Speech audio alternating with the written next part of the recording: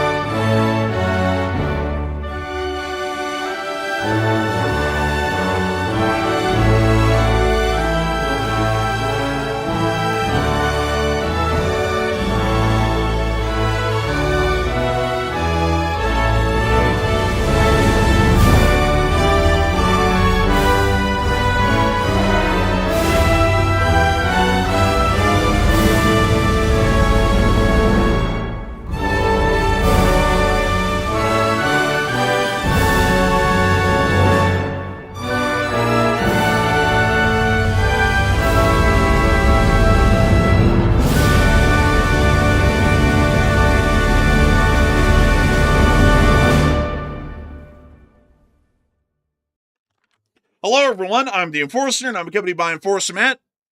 And good evening, folks. It's Enforcer Matt, and welcome back to day 1620 of the War News stream. And tonight we have very big news, especially out of the Middle East, and also some big raucuses happening right now in Russia as well. Apparently, Iran has now begun evacuating all their military bases along the border as the IRGC forces have declared a red alert, and also Israel has gone on their highest level alert as well as of this evening. We've also seen tanks, that's Iranian tanks, and military forces being deployed along Iran's coast, and also Ukraine attacked Russia with missiles, several flamingos today, and also right now, this very minute, the Ingalls Air Base, housing Russian strategic bombers, is also under attack. So we have very big news, and it's good to see you all once again. And of course, we have been able to hear that over the course of the past 24 hours, it seems that the United States and the Islamic Republic of Iran are getting quite close to a conflict at this moment, as the United States Armed Forces have been conducting significant evacuations today from Isa Air Base, most facilities within the United Arab Emirates, and most facilities also within northern Iraq as well.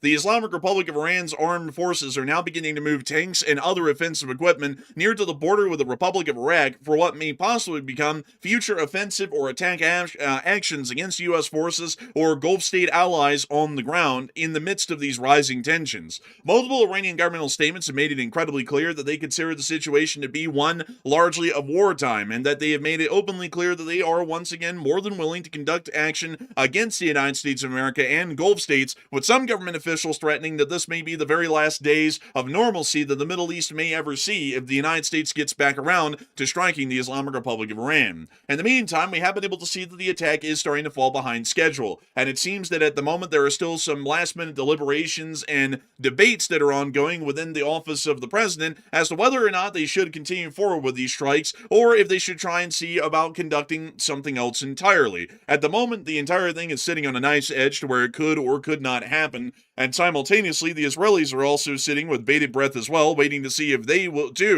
be involved in these future strikes.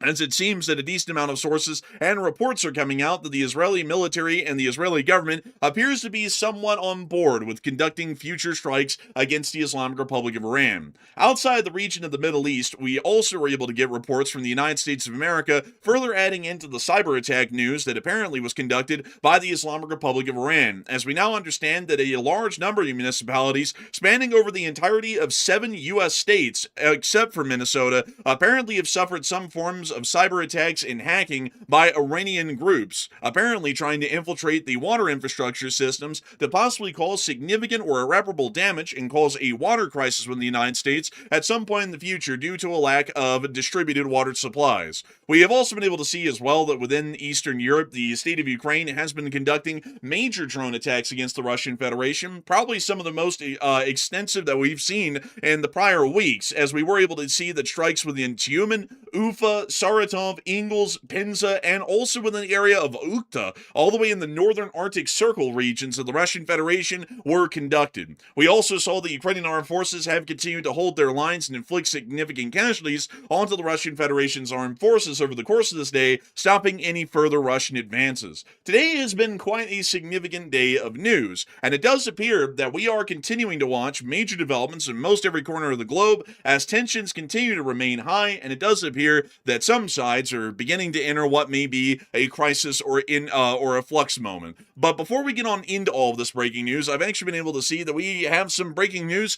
coming out right now, and it appears that it is none other than a statement from the President of the United States. So Matthew, what do we got?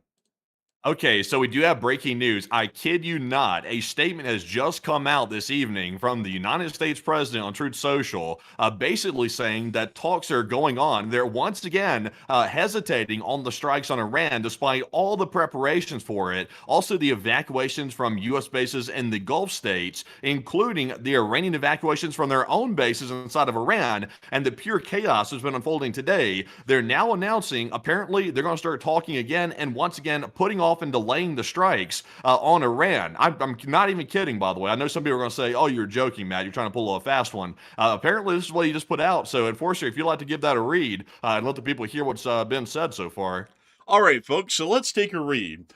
This is a statement from the President of the United States. The USA is locked and loaded and ready to go against the Islamic Republic of Iran at levels of military terror, strength, and power not seen since World War II. Despite this, we have just been asked by Iran and other Middle Eastern countries to hold off on any attack that the parameters of a deal have been agreed to. This would include the immediate, complete, and total opening of the Hormuz Strait and an end to Iran's nuclear threat. Based on this request, I've agreed, for the future benefit of the world, and likewise, the survival of a successful and prosperous Iran, to cancel the attack, subject to being able to rapidly make a deal. The country of Israel joins me in this commitment. Get to work, everybody, and get it done. And thank you for your attention to this matter, the President of the United States. Honestly, man, I feel like this is like freaking Groundhog Day. I'm not saying this to bash either, folks. I mean, this has been done so many times at this point. I can't even keep track of how many times this single routine right here has been pulled off. I will say, thank God it didn't say at the request of Pakistan this time. It says at the request of Middle Eastern countries, which, by the way, there's actually truth to that, by the way. Apparently, Saudi Arabian officials called up the president and called up the U.S. government earlier today. That was reported by Axios. And they called up and basically said, what the hell's the plan? And if you do that, you're about to get us attacked tremendously by Iran. So tell us what you're doing first, or otherwise don't do the attacks. So apparently he listened to that. Apparently they called up and did it. So, I mean, still though, I mean, that's wild. I mean, all day long today, there's been nonstop preparations for strikes. And now this for the, 15th time, like 5th, 6th time. I don't know how many times it's been so far, but it's really wild.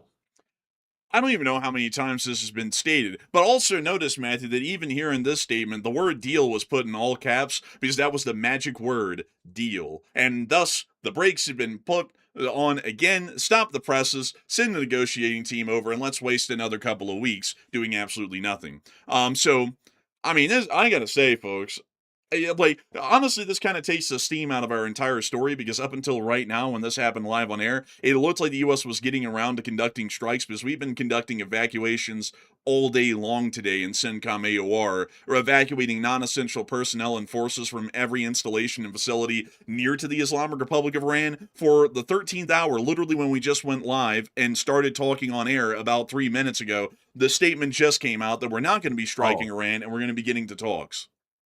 I wouldn't count it out just yet, though, because the U.S. is saying they're not going to attack. They're going to simply start negotiating again, and they're going to hold off for now and delay the strikes that they had planned. But that does not mean that Iran's not about to attack, because now Iran's been tipped off. They know that apparently the attacks were coming, and now they've been delayed. So now they've gotten confirmation of all the stories circulating around that there was about to be some large-scale infrastructure strikes on the energy sites inside of Iran. So they might preemptively attack knowing it's coming soon, because Iran's not going to come to a deal. That's still not happening. So they might preemptively attack. That might be why we're still seeing all the warnings come out of the U.S. embassies and the consulates across the Middle East, because that's a huge possibility.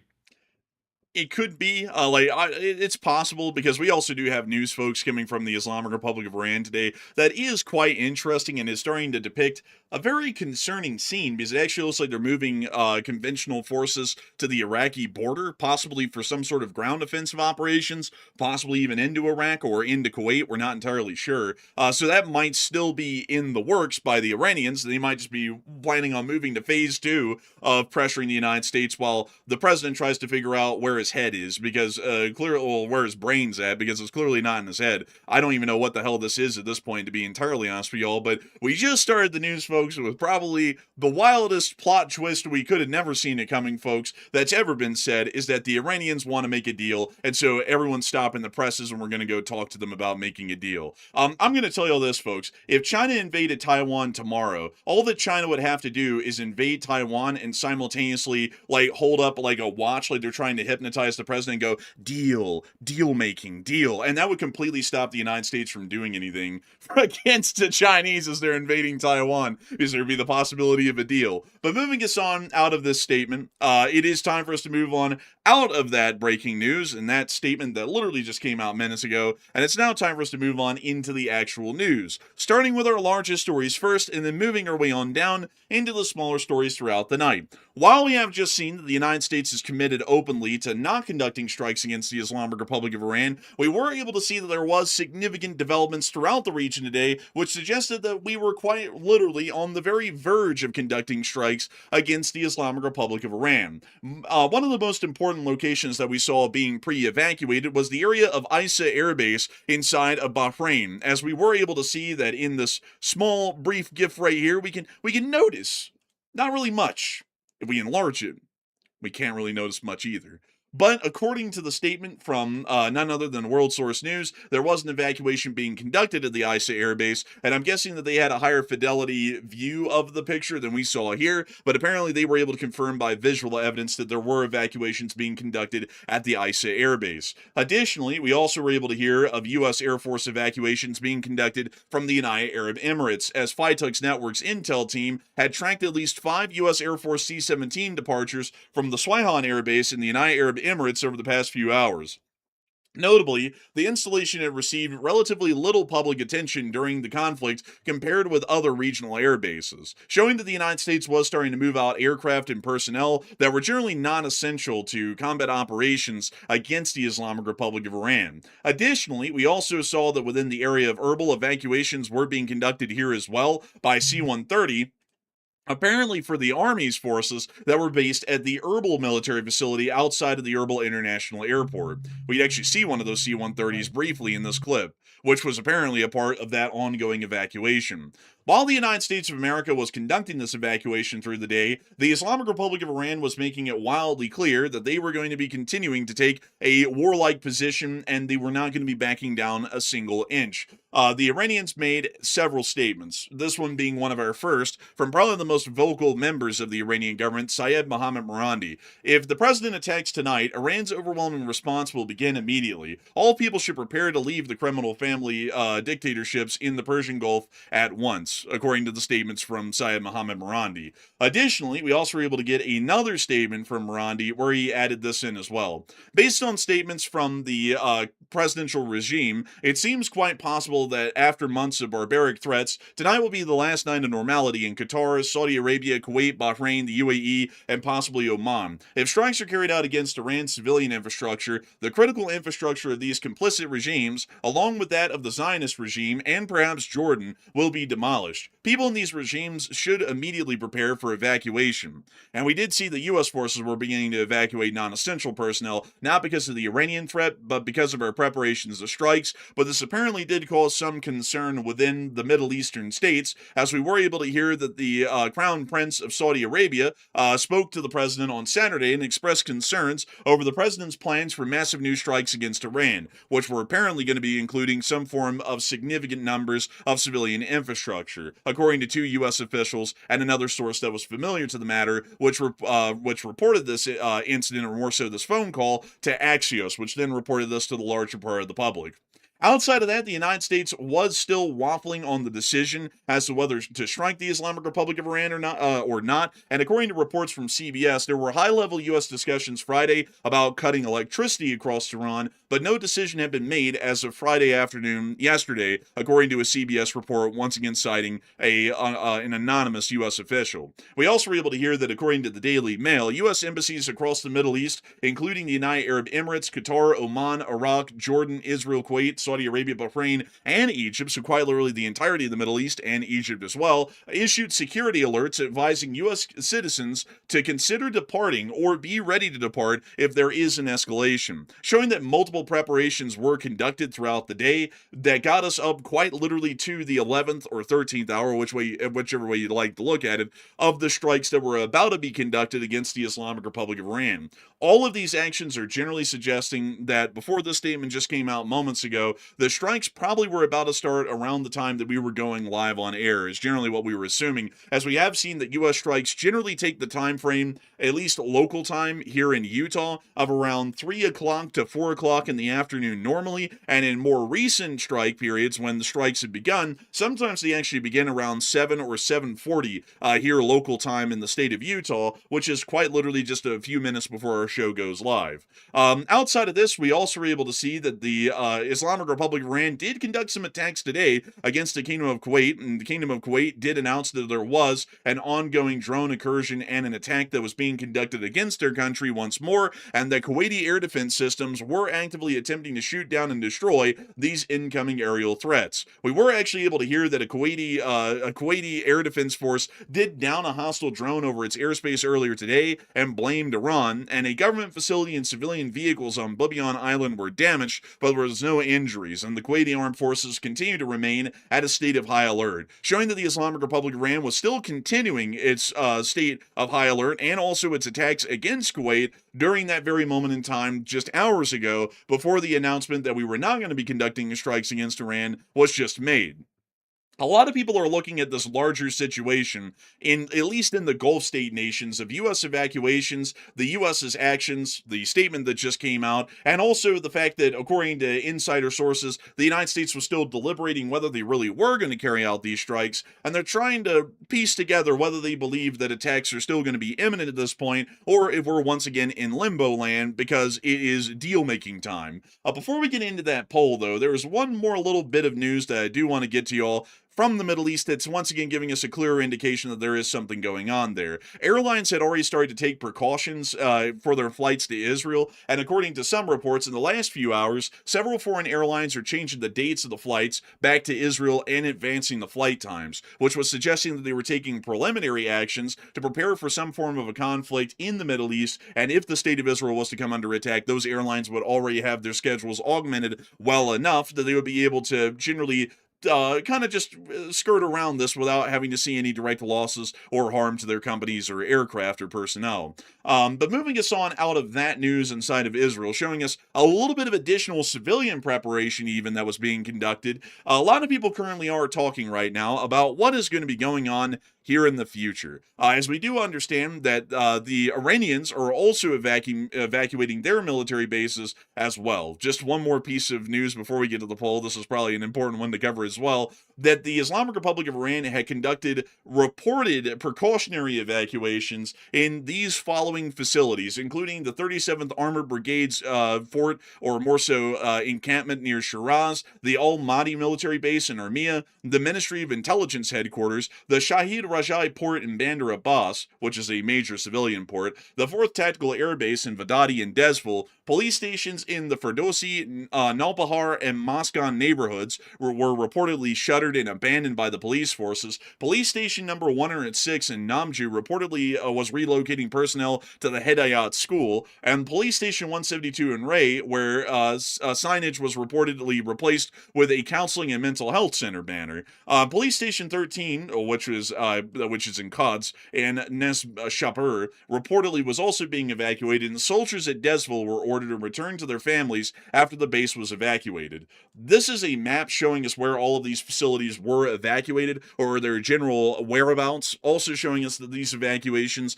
were generally being ordered nationwide. And it also appears that, according to at least one report, one police station appeared to have been converted into a counseling and mental health center before the strikes began, which I would have to say that at this point, watching U.S. foreign policy, I feel like I really need to go to a counseling and mental health center at this point, so maybe I'll go and take a look at that one, or maybe it's just a disguised police station, which is what it really is. But outside of that, a lot of people are talking about the fact that the Iranians have conducted their evacuations of key military installations throughout the Islamic Republic of Iran, and on the heels of the United States also conducting its major base evacuations throughout the region. Many people are confronted with the statement from the president that just said that we're not going to be conducting strikes, but everything in the region, from the Iranian side and our side, has made it quite clear that we're literally on the very cusp of conducting strikes. And so, Matthew, what are people thinking about that? Are people thinking that strikes are still around the corner, that they've been completely forgotten, and they might come around in a couple of weeks if they ever do? And what are you thinking about it as well?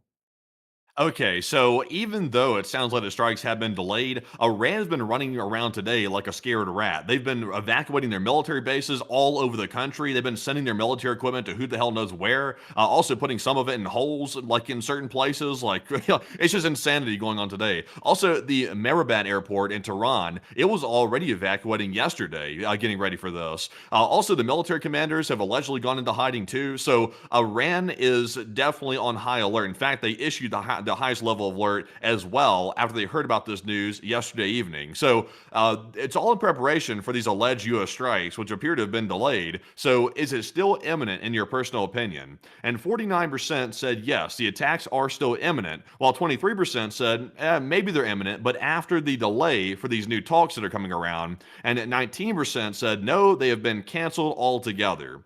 And I would say that these talks are still on the table. I would say that the U.S. will have to do something eventually. They're stalling again, which is obviously very disappointing to see that, because the more they stall, the more Iran gets the upper hand in this entire situation. So I would say after this new round of like fake talks takes place, I would say the strikes are going to happen right after that. And also, I see a lot of people in the chat saying, what is the real reason that the U.S. did not follow through with it? Because it seemed like they were ready to go. And everybody likes to say, oh, well, the president's indecisive, which honestly, I'd have to agree with that to a large degree. But there's a little bit more to it. The fact that Saudi Arabia called up and they were very upset about the plan not being very cohesive today, that is one of the primary reasons they did that. Because it sounds to me like the Middle Eastern partners are once again getting fed up with the idea that they're going to get the bad end of the stick, basically, when Iran starts retaliating, and they know that's going to happen. So they at least want to know a solid plan's in place before that starts to take place in their countries and their infrastructure. And it does not sound like that plan has been properly laid forth to the Gulf states. And in fact, the plan hasn't even been laid forth very well to the American people either, because I still can't describe what the plan is at this point. It seems to be sort of playing by the seat of their pants to a large degree. So I'm with the 29 or 23%. But Enforcer, what say you? I'd have to say that I'm generally with the 23% that there's going to be a delay. I don't think the strikes are imminent at all at this point.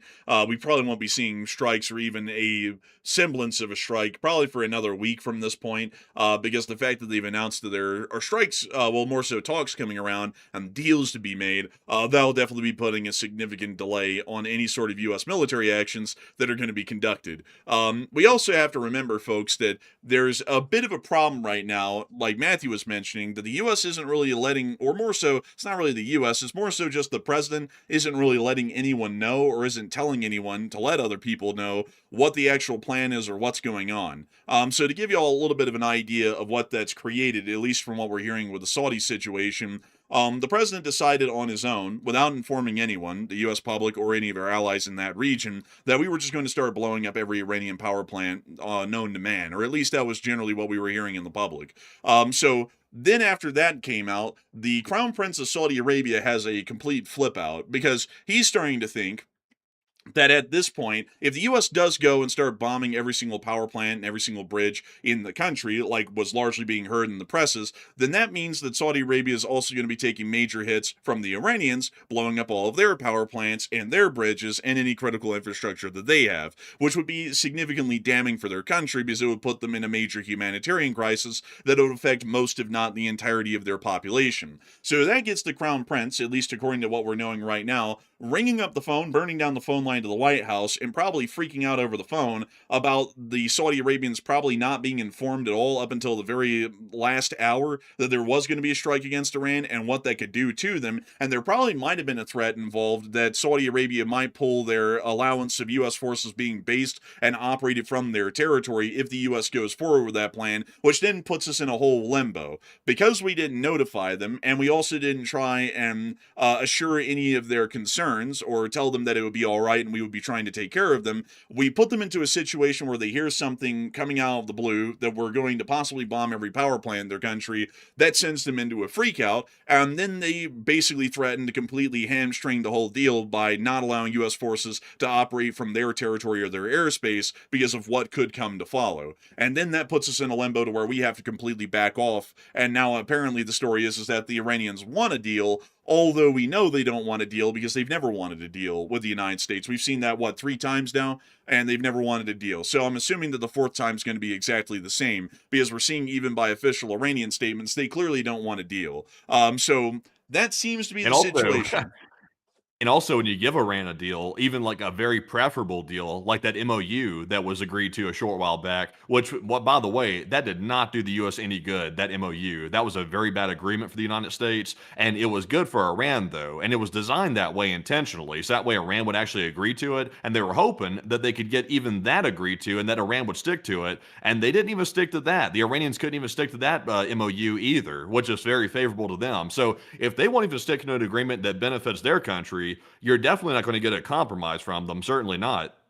Yeah, I mean, they're definitely not going to compromise. I mean, if anything, we have to give them even more than the last MOU was giving them, which, when we totaled it all together, folks, we were basically giving them in value about $600 to $700 billion of concessions in monetary figures in the last MOU if all of the terms were actually adhered to. So now we would have to give them something greater than $700 billion total in concessions. So then we might have to give them $1 trillion in concessions, or a couple of $1 trillion in concessions, and then that might not even appease them, and they might demand even more. Or they might just continue to stay in a position of war with the United States of America and force us to continue the fight against them.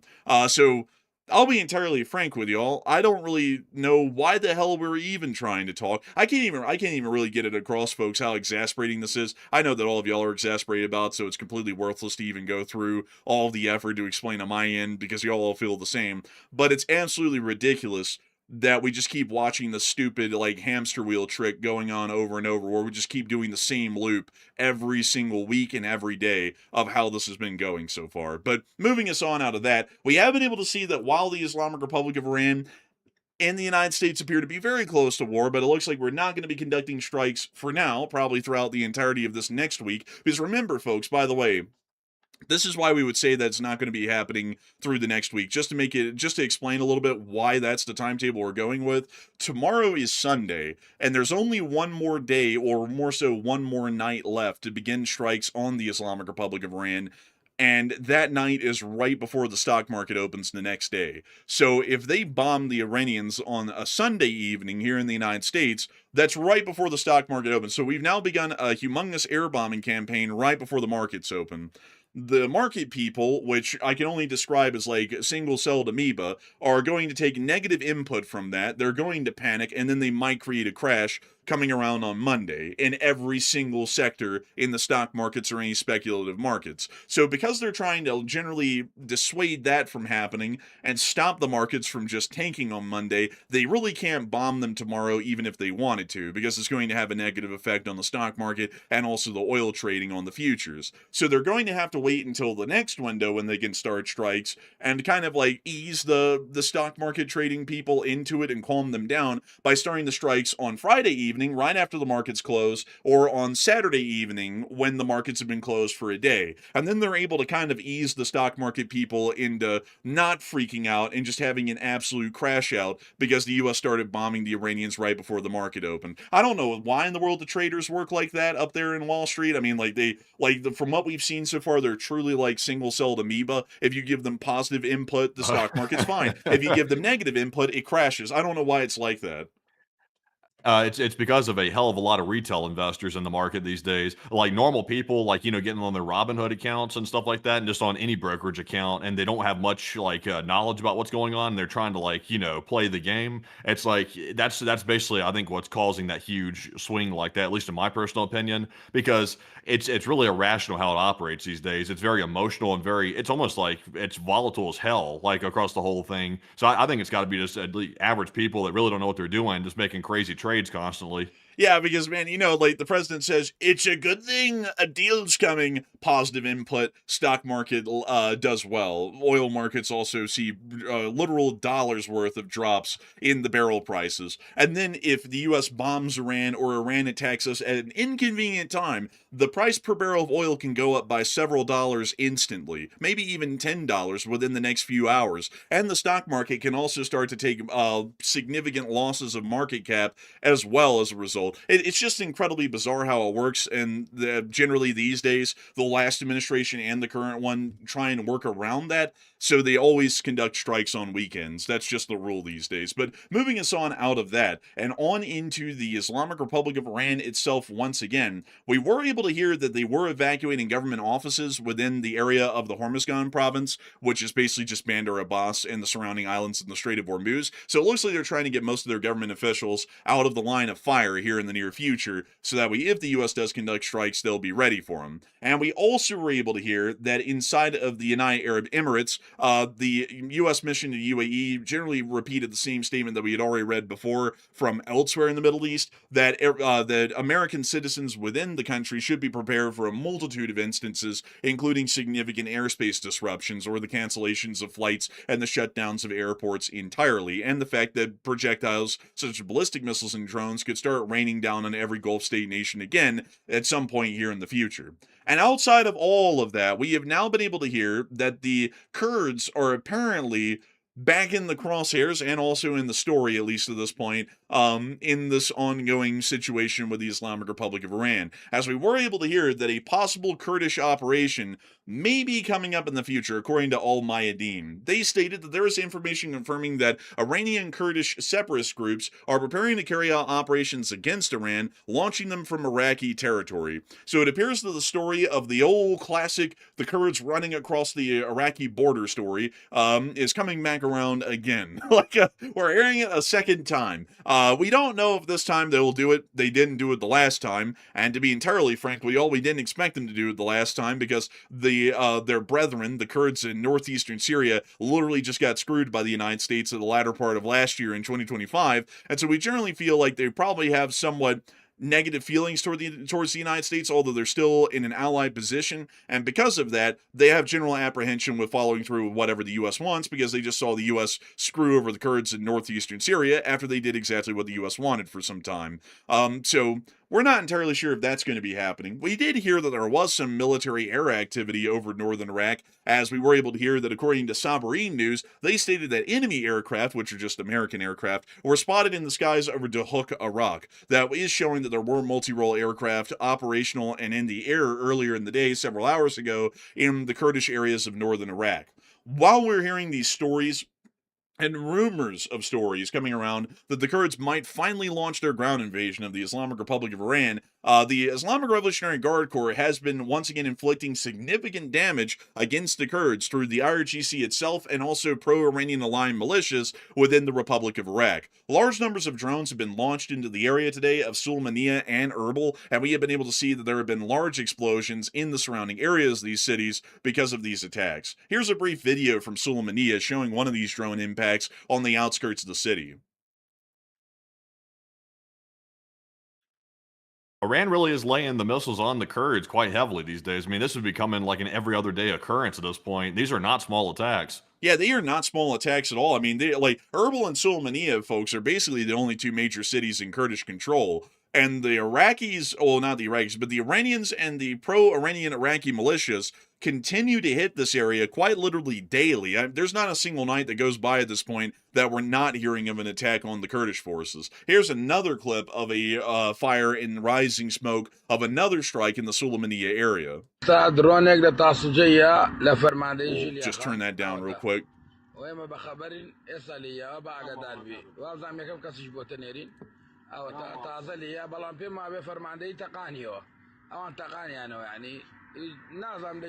He's got a lot to say. Do you hear that? Was that a What, the drone dude or a doing motorcycle? ad-libs in the background? That was a motorcycle. Oh, dude, I thought for a second it might be a drone. I was like, what the hell? Also, oh, no. Bro, Oh. they got that copyright-free news music going on here. Man, I can't have that. We don't have the copyright-free access to it. But we can see the smoke and fire rising from another angle here, once again in Sulaymaniyah. And lastly, in our last clip, we were able to see once again more strikes and explosions within northern Iraq. Cue the generic news music. Or whatever the hell it does. But we can see the smoke rising from another impact site in the hills near to Sulaymaniyah. It seems the Iranians are hitting the city quite hard, and we have to remind you all that they're getting hit multiple times each in both of these cities in northern Iraq every day. Several times in Sulaymaniyah daily, and several times within the Erbil area daily as well. Meanwhile, in the Erbil area, we also were able to see that that there were drone interceptions being conducted over the city, and we actually got to see the use of one of the U.S. Army's C-Rams that is based out of the U.S. Army's Rotary Aviation Base within the Erbil International Airport perimeter. So here's that clip.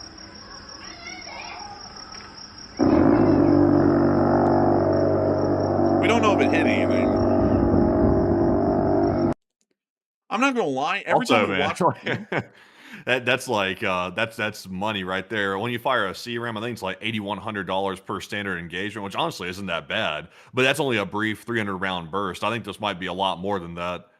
yeah, I think it is. Like I don't know what's making me believe that, but I think it might be more than 300 rounds. But also, you know, one thing that's interesting though is that they fired all of these rounds into the air, and they are proximity fused rounds. So if they get close enough to something, they will burst near to it.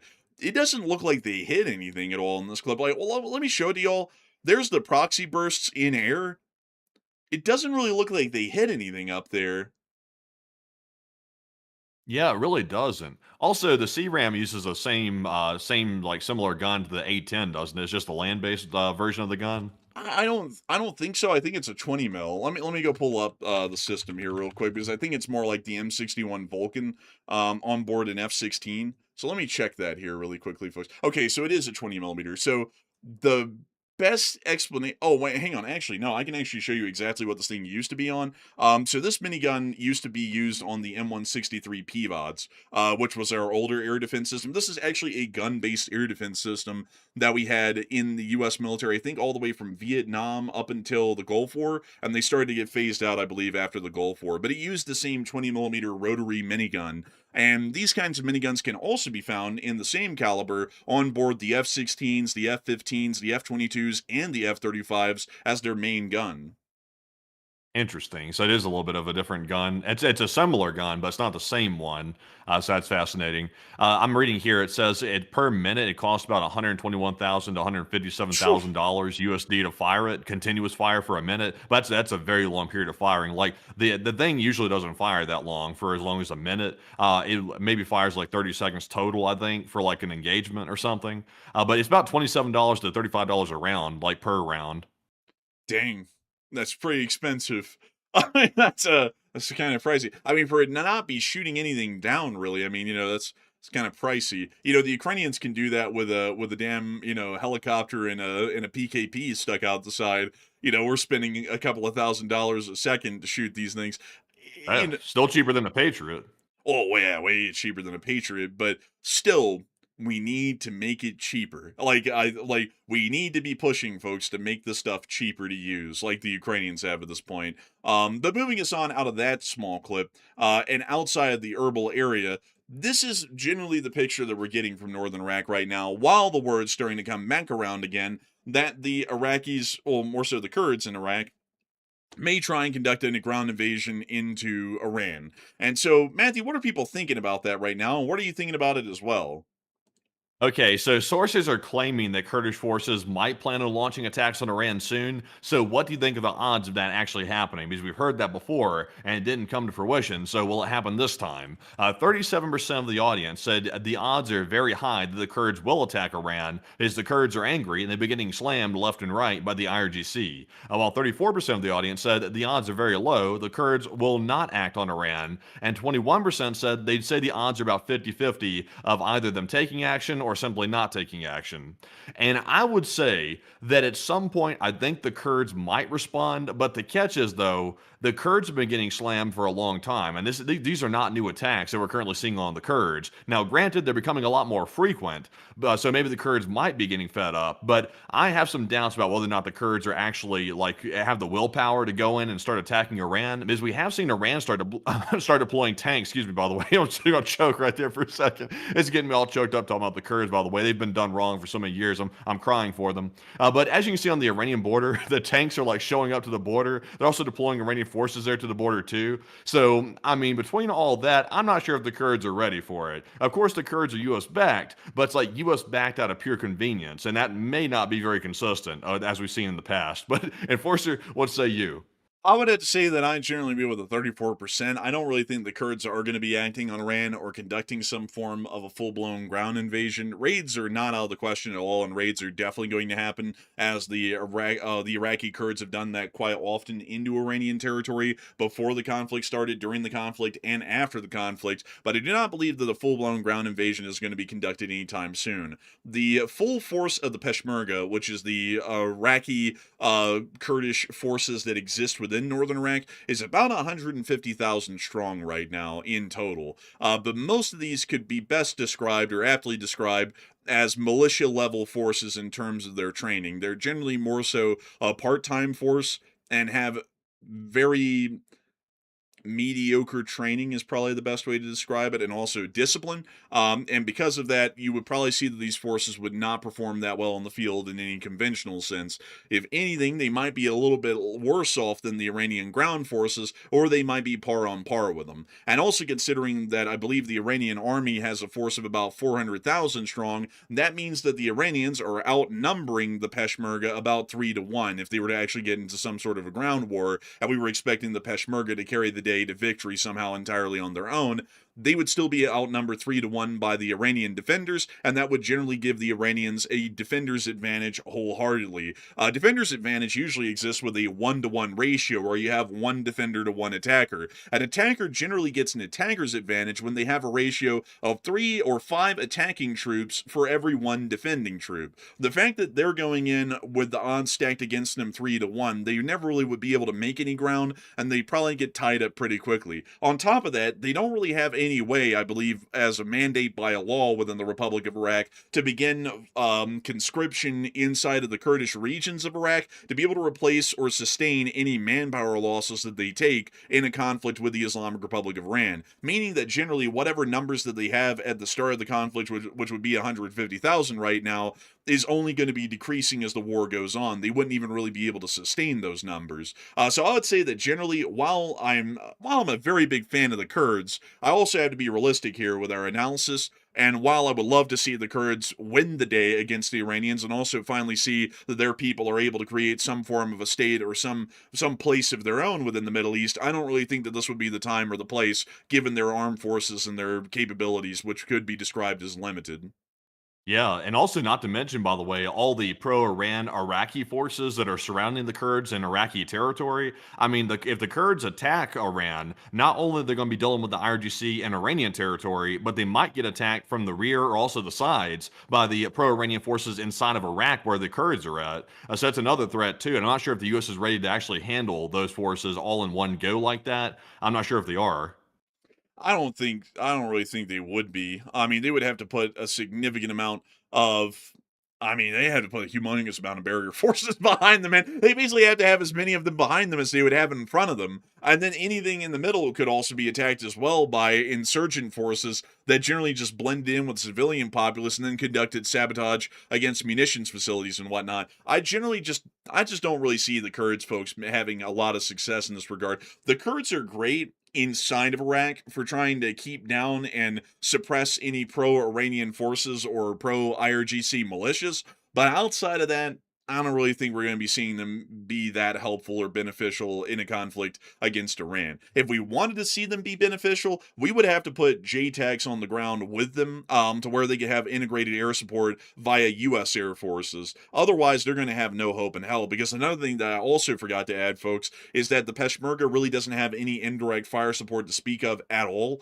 They have really no artillery. They do have MRAPs and armored cars. They have a humongous number of riflemen, as we just mentioned a second ago, but riflemen and armored cars can only do so much against a force that can bring forward tanks and also artillery against this force. And considering that drones would not be used at all on the side of the Peshmerga, they generally are just not made for a modern war. Like, their forces are just not trained well enough. They don't have the right kind of equipment. They don't have enough of the equipment. They don't have enough munitions or the logistics. I don't really think that would turn out too well for them, and it wouldn't really turn out well for us either. So I'd tell them to spare their men and just keep them in Iraq for now, while we try and figure out on our end what we're doing. And also on top of that, let's add this in, folks. Right now, the United States is saying that we're stopping the presses again because there's a deal to be had, and we're going to go over there and negotiate with them. If the Kurds invade right now in the middle of that, the U.S. is going to do absolutely nothing to support them, and so we're basically sending all of these men into the slaughter, just like we did the Iranian protesters in January, for tons of them to get killed to achieve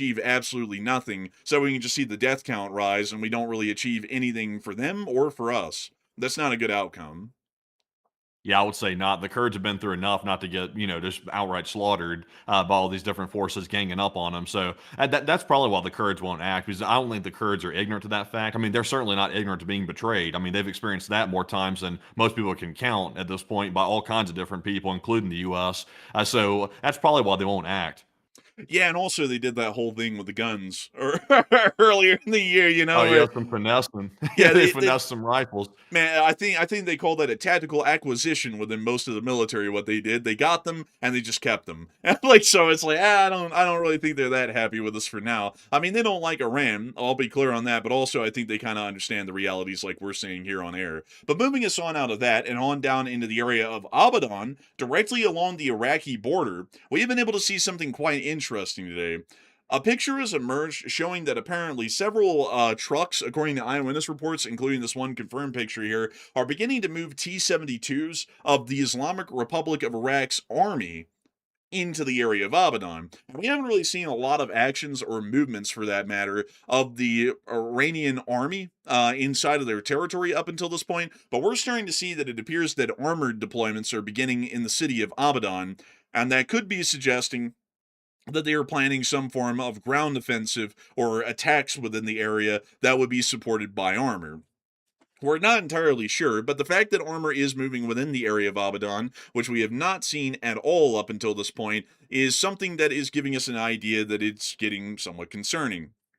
And the fact that we are also hearing that the Islamic Republic of Iran is continuing to threaten that this may be the last days of normalcy, it could be giving us an understanding that maybe the Iranians are actually preparing to follow through on the threat they made a very long time ago of trying to conduct or attempting to conduct some form of a ground attack into Iraq and Kuwait to be able to try and strike directly at U.S. facilities and forces on the ground. So we'll see what's going on with that here in the near future. But there's also been a very concerning development that came out of the United States of America today, inside of Washington, D.C., as a report from the FBI. According to a report from the FBI, the Federal Bureau of Investigation and Environmental Protection Agency are issuing public service announcements to warn critical infrastructure asset owners and operators that malicious cyber actors are conducting cyber attacks targeting operational technology devices, including Rockwell Automation and Allen Bradley programmable logic computers, specifically MicroLogic's 1100 and 1400 series. Since the 27th July of 2026, water and wastewater sector utility companies in at least 7 states have reported incidents to the FBI, and some of that activity degraded water operations. While the FBI has only observed this behavior with a reference to Rockwell PLCs, similar considerations should also be made with other branded PLCs. After remotely assessing internet-facing devices, the actors changed the IP addresses and passwords, resulting in a loss of monitoring and control functionality. To reduce the risk of compromise, the FBI and EPA recommend removing PLCs from direct internet exposure via secure gateway and firewalls, and setting up strong unique passwords and utilizing an access control list to allow only authorized communication between expected control system devices. Now, Matthew, before we got on Wow. air, you gave me a very good description, in a pretty funny way, honestly, of what this really meant. And so, would you like to tell all the folks out there what the FBI is kind of just saying happened for at least 7 different states? Okay, so to put this in more like layman's terms at this point, once again, I'm not an expert in this, so take it as you will. It's just based on my research understanding of it. Apparently, these city municipalities that operate these water treatment plants are using, obviously, they use logic controllers. Every single like industrial facility uses those. It controls machinery inside their plant. So apparently, they were connecting these things to the internet, so that way they can control these pieces of machinery from the internet and remotely as well. So, according to the FBI's press release right here, these municipalities or these cities were apparently using default passwords like, password 12345 and stuff like that to get into these systems remotely. And that's what led to the breach. So, it wasn't some sophisticated like hack that Iran did. It was literally just brute forcing the passwords for the most part. And they got in easy because it was simply a default password. They probably pulled out a default password list and simply tried them all, and then that one let them in because the people that operated the facility didn't change the password to the controllers, which was pretty stupid to say the least. But also, my thing is this: why are these systems connected to the internet? It's like, that doesn't seem like a wise thing to do, especially if you're not going to secure it properly. That doesn't seem like a wise thing to do. It's like, why don't they just operate the facility from the location of the facility, stop connecting everything to the internet, and that solves your entire problem? That would solve the problem, but Matthew, that would require people to have to get dressed and get up and go to work. Yeah, I just don't get it. Also, by the way, the risk of this, folks, at least the way I understand it, once again, not an expert, but if Iran gets into those systems, they can then control the motors, the pumps, and whatever's connected to those systems. They can control that stuff at that point. So, I mean, Iran could burn out the motors and that stuff. They could simply ramp the RPM up like a hell of a lot, and they'll just burn the motors out of these pumps at the water facilities. At least that's one way I understand that they could try to sabotage something. I was just doing some simple like sabotage routine like that. So it's very dangerous. Like, it's very dangerous that they're getting into these systems. And it's really wild because we'd only heard yesterday that it was just one state in one area. I think, what was it? Michigan, I think it Minnesota. was. Minnesota, that was it. And now we're hearing today, less than 24 hours later, that's actually 7+ US states that had that happen to them. And I think it's a lot more than that. And they're only admitting to about 7 of them. So if it's truly Iran, Iran is trying to wreak havoc on the water supply. They're trying to do basically remote infrastructure attacks on the United States through cyber attacks, which is quite significant to say the least. Luckily, though, I think they got this under control by simply changing the password. But, it's still very concerning to say the least. I would say that it is quite concerning. It's also interesting that we only heard about Minnesota yesterday, on the 31st of July, but apparently this has all been reported to the FBI since the 27th of July. And also, we'd like to add that the FBI did not disclose the other 6 states. We're assuming that Minnesota is one of the 7 that apparently have had this cyber issue affecting some of their municipalities and water distribution. I'm just adding that in, folks, because I find that a little bit interesting, because there was a huge hoopla made yesterday about the state of Minnesota and the water issue, and there was some insinuations that maybe Minnesota was actually responsible and behind it for some reason, like they wanted to sabotage their own water infrastructure. But now that it's been brought forward by the FBI today, there's apparently another 6 states that this happened to, where they're not going to give out the names of Well, these states and other issues. well, I mean, actually, he was right when the president said that. It is actually incompetence, actually. Because if they weren't changing the default password to a more secure password, if that's actually true in this FBI report right here, then that is incompetence, I would say. So actually, the president wasn't wrong about that. If this is actually the case, I mean, that's pretty bad stupidity. But granted, though, these are city workers that are setting this stuff up, according to what we know. These aren't like private companies that hire like red team hackers and stuff like that to test vulnerabilities. You know, you hear occasionally about private power companies. They'll go hire what's known as red team hackers to come in and test the vulnerabilities. They'll see if they can get into the systems, so that way the company can improve their security and their cybersecurity. But that's private companies, though. They have a budget for it. A lot of these local cities don't have a budget for testing their systems like that, and the people setting them up don't have a whole bunch of knowledge about how to really make them very secure. So that's where they start having a problem that we're seeing right here. Well, yeah, but I think you're kind of missing what I was saying though. There, I'm saying that it's a little bit like I kind of just gotta say it up front. It's interesting because it was portrayed as, oh, this is a stupid like blue state thing, dumb blue state, stupid blue state, only could happen there. But it happened to 6 other states, and they don't disclose which states those are, because they could probably go against that narrative, because it probably happened to an even mix of blue and red states that this has happened in. That's more so what I was trying to get to in a more subtle way. Uh, It is incompetence, but also the story's being portrayed in a certain way to where only one group in the country is incompetent and stupid, rather than possibly everybody, because it happened in 7 different states. and also, I don't think the governor's setting up the logic controllers. I doubt that they're involved in setting up logic Yeah, controllers. that's a So, I mean, municipal thing. yeah, that's local workers that are doing that type of stuff. So I mean, that's more of like on the mayor of the city. That's like their problem. Like that's their job to make sure that all the people and all the departments are doing their jobs right. It's not the governor's job to micromanage each city. Yeah, it's it's not really the governor's job. It's a municipality by municipality thing, and we don't even know the municipalities in any of these states that have been affected, or the counties that control these water distribution sites and facilities. But generally, that's the situation as we're seeing it right now. Is that this is a much broader issue than just Minnesota. Apparently, this is a significant national issue of a security concern that's affecting the municipal level, which really the municipal level has the least safeguards against anything, because it's extremely expensive to create safeguards, and generally from what we understand there just isn't enough funding in most municipalities to make this easier or doable. And outside my joke that people had to get dressed and go to work, the reality of it is that it's really expensive to keep these sorts of facilities manned and operated physically every single day, so a lot of them have tried to cut their budgets by setting it up to where it could be done remotely online, so that way they could have one operator who's basically on call 24/7 on demand, but he works incredibly flexible hours and can just get directly into the system online and look at it and do whatever needs to be done from his home, which is a lot cheaper. Yeah. I can only imagine the change of drawers that was needed after the person logged in or wasn't able to log in and then saw the water shall flow, inshallah, on the login page. They probably, oh shit, probably what's happening?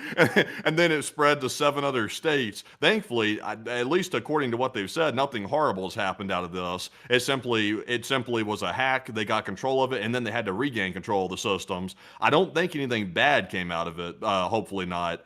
So I think we can consider ourselves lucky if that's the case. Probably the truth of it is that they just shut down the online login system, and that poor guy who was having to be on demand 24/7 is now basically having to be at the facility 24/7 until they set up the online system again somehow in a different way that has actual security to it.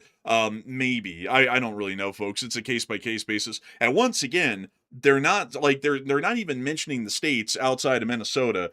And then they're not even mentioning the municipalities in Minnesota or any of these other states. So we actually don't know where is actually being affected. I mean, I'm sure if we look around a little bit, maybe we'd be able to find out. But if we can't, not to get into a rabbit hole here, folks, but my question is, why the hell are the municipalities withholding this from their citizens within their cities or counties where this happened? It's like, wouldn't the public like to know about that? So that way they can come up in like, city hall meetings and also future elections about possibly appropriating something in the municipal budget to improve their security for their water systems. Like, wouldn't the public need to know about something like that? I mean, that literally is something that affects you every day. Everyone has to drink water. So a little bit weird that we don't know exactly where this is happening as far as the cities or the counties in these 7 states. But anyways, moving us on from that, it is time for us to talk about the fact that this has started to spread, at least according to the report that we got from the FBI today. And a lot of people are putting in their thoughts and opinions on what is generally going on with this right now. Are the Iranians going to be trying to conduct larger attacks like this on every municipality that they can, or is this going to most likely be smaller attacks that continue on over a very long period? So Matthew, what are people thinking about that? And what are you thinking about that as well? All right. So now that we've heard this FBI report come out that 7+ states were apparently hacked and their water systems were taken over, at least momentarily, what are your thoughts about it? 50% said Iran will likely conduct larger attacks now that they've gotten away with this one, while 34% said the small attacks will continue, and 7% said Iran just got lucky this time. And I'm with the 34%. I think, unfortunately, small attacks will continue because the problem is, even though now everybody's been put on alert that the Iranians are looking for vulnerabilities, and they've always been doing that, but now they're actually acting on them because they're trying to get revenge. People will start trying to, secure their systems now because they've been alerted and warned about it. But the problem is, though, that's going to take time for everybody to actually get on board with securing their stuff. So there could be small attacks in the meantime while Iran still, tries to exploit vulnerabilities in these different systems like water systems and power systems and things like that. But I think overall, though, Iran might not be that huge of a threat where they're going to do huge attacks that takes out the entire power grid or something like that. I don't think that's going to happen. But small attacks on little local levels, that'll probably continue for a short while. But Enforcer, what say you? I would have to say that I'm also with the 33% that small attacks will likely continue. This takes a bit of sleuthing and digging by these Iranian cyber teams to try and find anywhere that may have a vulnerability and then try and get into the system. So it's not really like they can just pull up like a list, like from an AI company or something of every single water company or municipality that has this flaw and exploit it nationwide. It probably took them a long time to get into those 7 different states. Well, actually, it only took them the course of days, but they might have been scoping them out for some time to figure out which ones had those vulnerabilities and if they were able to get into those systems or not. So I would generally say it's probably going to be smaller attacks from here on. This most likely will not affect the power industry, well, the electrical infrastructure here in the country. The water infrastructure appears to be the one that's at the highest risk at the moment because it's run at a very decentralized municipal level in most places. And because it's run at the municipal level, the funding for it's somewhat low, and therefore the security barriers for a unlawful or illegal entry into their systems is pretty low and pretty easy to do.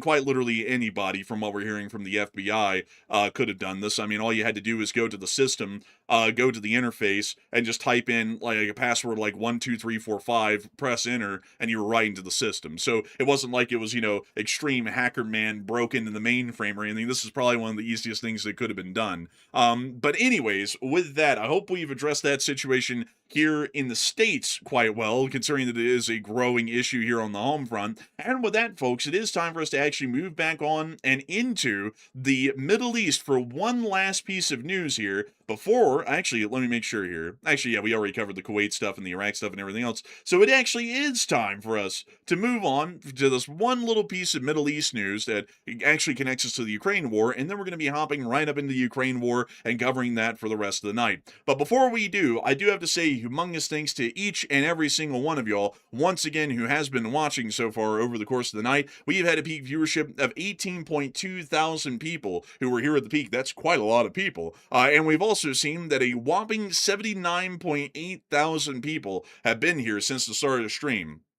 I have to say that we're always extremely honored and grateful to know that so many of y'all continue to come here to this channel every single night to be able to get your news from the Enforcer channel. And we are always honored to make sure that our news stories are as well covered, presented, and analyzed as they can be. And I hope that we've been able to do that once again tonight. So before we move on into the rest of our news, of which we still have a lot of, and there's been a humongous amount of news that's been going on in the war in Ukraine, before we get to all of that, I do want to make sure that we get 3 questions from the chat. So Matthew, what do we got?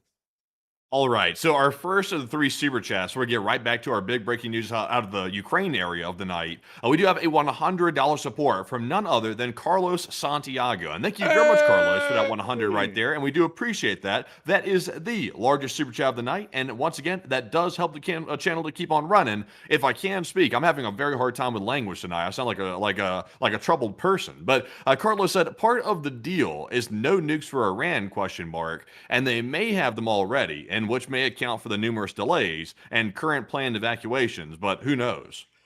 And a humongous thanks to you for the unbelievable support, Carlos Santiago. And generally, I would say they probably don't have a nuclear weapon because every country that ever gets a nuclear weapon, they have to physically test them. It's a requirement because doing all of the physics, the math, and all of the construction and then final assembly is a part of the process, but then actually testing the first one to see if it works is a really big part of it as well. North Korea even had to test their first nuclear weapon in a test site under a mountain to make sure that the nuclear weapon actually worked. And once it did, they declared that they were a nuclear armed state. And we generally assumed at that point they probably had a second identical warhead or an explosive that was already ready to go at that point. So they were truly a nuclear armed country at that point. So that's what we're kind of thinking with Iran. So we would assume they probably don't have one because if they did have one, they would announce it. No country ever gets a nuclear weapon with the concept of hiding it, maybe except for one, which would be Israel. But no country really gets a nuclear weapon and then hides the fact that they have a nuclear weapon to then kind of like spring it on people last minute. Because one of the best effects of a nuclear weapon is that it is a very strong deterrent. A nuclear weapon is a giant sign, basically, that you pay tons of money to keep, and you can make the sign larger and bolder by building more warheads. But the sign says, if you touch me, I have the ability to wipe out your whole country, so don't do it. And that is really where the value comes in as far as nuclear weapons go. You can never be taken over. Nobody can really go to war with you even, because every single time that someone goes to war with you, they are risking a possible nuclear confrontation. And so if the Iranians do have a nuclear weapon, they probably would announce it. And that's why I think they don't have one yet, is because they would openly declare it, because it would basically make it to where it's a hands-off situation for us. We really can't keep doing anything to them, because if we do, we're risking them possibly nuking a Gulf state nation, or trying to nuke another ally within the region, or even us directly if they have an ICBM.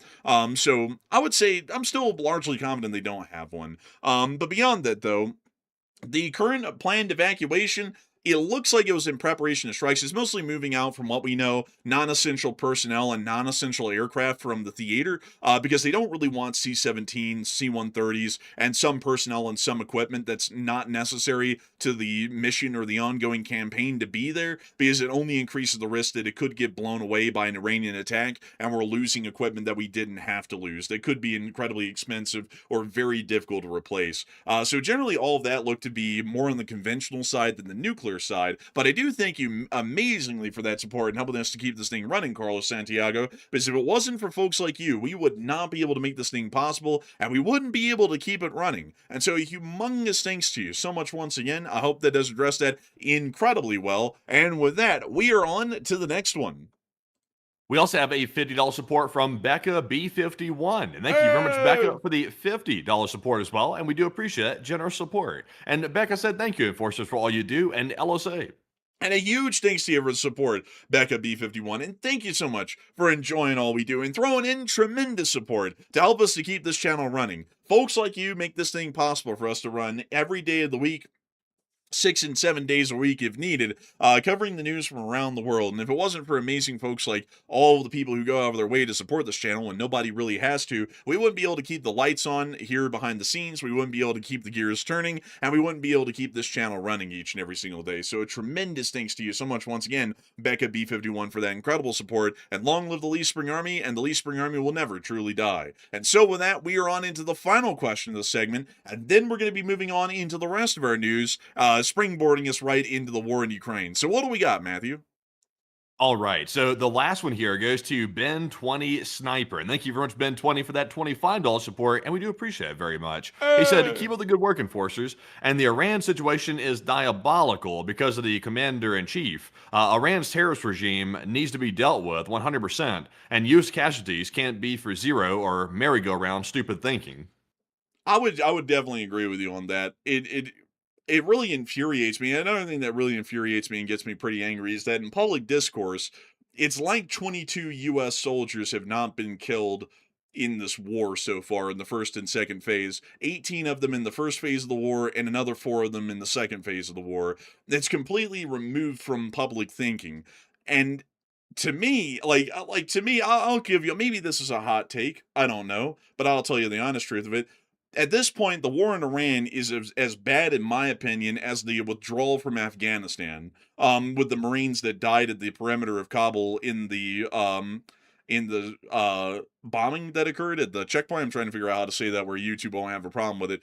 It's like, what did they die for? We were leaving at that point, and we had conducted such a poor plan on the ground, and the Afghan government had collapsed so quickly, they basically died for nothing for us to just try and leave and pick up the pieces. And that was a huge deal when it happened, and people had talked about that for years, and I still think about that to this day, about how they kind of just died for nothing. And a death with purpose is a tragedy. A death for nothing is beyond a tragedy. I don't even know how in the world to describe what I think of or feel when I think about our service members dying without a purpose. It's even sad when they die with a purpose, but at least we know that their death wasn't in vain and it was for absolutely nothing. And 22 of them have died now in this war with the Iranians, and we have absolutely nothing to show for it. If anything, we've lost the Strait of Hormuz. We had the Strait of Hormuz before the conflict. We haven't achieved anything against the Iranians, and we've also lost the Hormuz, and we keep on going in this roundabout deal, and some people want to say, oh, trust us. They know what's going on. It's like, well, 22 U.S. soldiers are dead right now, and we still are nowhere any farther than we were on the 28th of February. So or do they really know what's up? And I feel like there should be a lot of pressure on that, because I don't like the idea of treating service members' lives as though they are worthless and that their losses don't really count for anything and that their deaths can be largely pointless in that sense. But a humongous thanks to you for the incredible support and helping this channel to keep it running, because if it wasn't for folks like you, we wouldn't be able to make this channel possible, we wouldn't be able to keep it running, and we wouldn't be able to say what I think a lot of people are honestly thinking here on air. And so humongous thanks to you so much once again. I hope that has addressed that incredibly well. And with that, folks, it's now time for us to move on and into the Ukraine war news, stopping off on Israel first before we get on up and into the war in Ukraine. We were able to hear quite an interesting piece of news today, folks, from the state of Israel. Apparently, the late Senator Lindsey Graham, who has since passed and his funeral was conducted several days ago, sought to transfer Iron Dome batteries to Ukraine to help intercept Russian missile attacks and drone attacks, the Washington Post reports. The plan was ultimately blocked by, allegedly, Netanyahu, the Prime Minister of Israel, who invoked an agreement giving Israel final approval over deploying the system abroad. So a little bit of an interesting development there. It appears that there were some attempts by U.S. senators to see that Israel was to shift some of their Iron Domes up on and into Ukraine to help them defend against the major attacks that were ongoing up there, but it looks like the Israelis completely shot that down. A little bit interesting with that. But moving us on out of that bit of news inside of the state of Israel, it's now time for us to use that as a springboard to jump right into the war in Ukraine. Unfortunately, the Ukrainians are still dealing with significant ballistic missile attacks that are being conducted by the Russian Federation, and as of last night, the Ukrainians reported that 27 ballistic missiles were fired in the state of Ukraine, of which the Ukrainians were only able to shoot down 1. That gave them an interception rate of roughly about 4%. On all of the ballistic missiles that were fired last night. Interception rates on all other munitions are still within the 90 percentiles for cruise missiles and also one-way attack drones, but ballistic missiles are a humongous Achilles heel. Every ballistic missile the Russian Federation is firing at this point is making its way into the country, and now the United States has largely completely backed off of allowing Ukraine to license produce Patriot ballistic missiles, and they've also stated they're not really willing to provide any PAC-3 interceptors for the existing MIM-104 batteries in Ukraine. It appears that this situation will only continue to be a Achilles heel for the Ukrainian air defenses, as they generally do not have any means or capability to rearm or reload their MIM-104 Patriots and keep them going on in the fight, as their large caliber air defenses, the only ones that they have that can be used against the ballistic missiles. In the meantime, the state of Ukraine is making sure to lay it heavy on the Russians, and we have seen that there was a significant drone and missile attack that was conducted over the night, once again against the Russian Federation. This is probably one of the most extensive and damaging attacks that we've also seen in a couple of weeks, as a large number of targets, quite literally in a belt across the whole of southwestern Russia, have been hit and tremendously damaged over the course of this attack. We were able to hear from a multitude of areas inside of Russia that they were issuing missile danger alerts for Flamingo missiles and also drones, as the Moscow, Ryazan, Saratov, Penza, Samarla, and Ulyanovsk regions and in Tatarstan saw Flamingo cruise missile alerts coming out, showing that there were Flamingo cruise missiles that the Russians believed were launched during the attack. According to some monitors, 4 cruise missiles flew through the Voronezh region in the direction of Tambov and Saratov, regions and further into the rear. One missile allegedly was shot down. We don't have any proof of that. Also, the regions of Russia are under drone attacks, and they're being shot down by the air defense forces. We have no proof of that. I mean, a Ukrainian drone getting shot down by the Russians is quite truly about as rare as the blue moon. Moving us on from that, we also were able to hear one more report, once again, that allegedly there was a large number of Flamingos fired off in this attack, and apparently the Russians sent up one of their few remaining A-50 AWACS aircraft to try and detect the missiles and see if they could vector in some sort of air defenses to shoot the missiles down before they make it to their target. It doesn't look like they were successful. Funnily enough, Ulyanovsk and also Saratov were stated as some of the regions that were apparently expected to be the end goal targets for these Flamingos that were flying into the country. And we saw that in the Saratov region, there were major explosions and tremendous damage that were caused not only to the Ingles side of the Volga River, but also to the oil refinery within the Saratov city region. We were able to see that the Saratov refinery was hit directly, and it suffered 2 major hits. Yeah. It's got 2 big hits on it, looks like. They're still lining up these refineries pretty constantly these days, like Saratov getting hit. There's also another one that got hit too. Can't remember that one off the bat, but it was also today. Man, are you talking about that one in the Ufa blade? Yeah, that was it. Ufa. That's a very big one, actually. Yes, in the Bashkortostan Oblast, please. But also we got a couple of more clips of this refinery fire. Let's take a look at these. Look at this one. You hear that whooshing sound from them. I think this is actually the same clip. Yeah, but yeah, she did it again. So it's the same clip actually, just slightly different fidelity on it. Less fidelity, more grainy on that one. Moving us on to another clip, we also saw this one.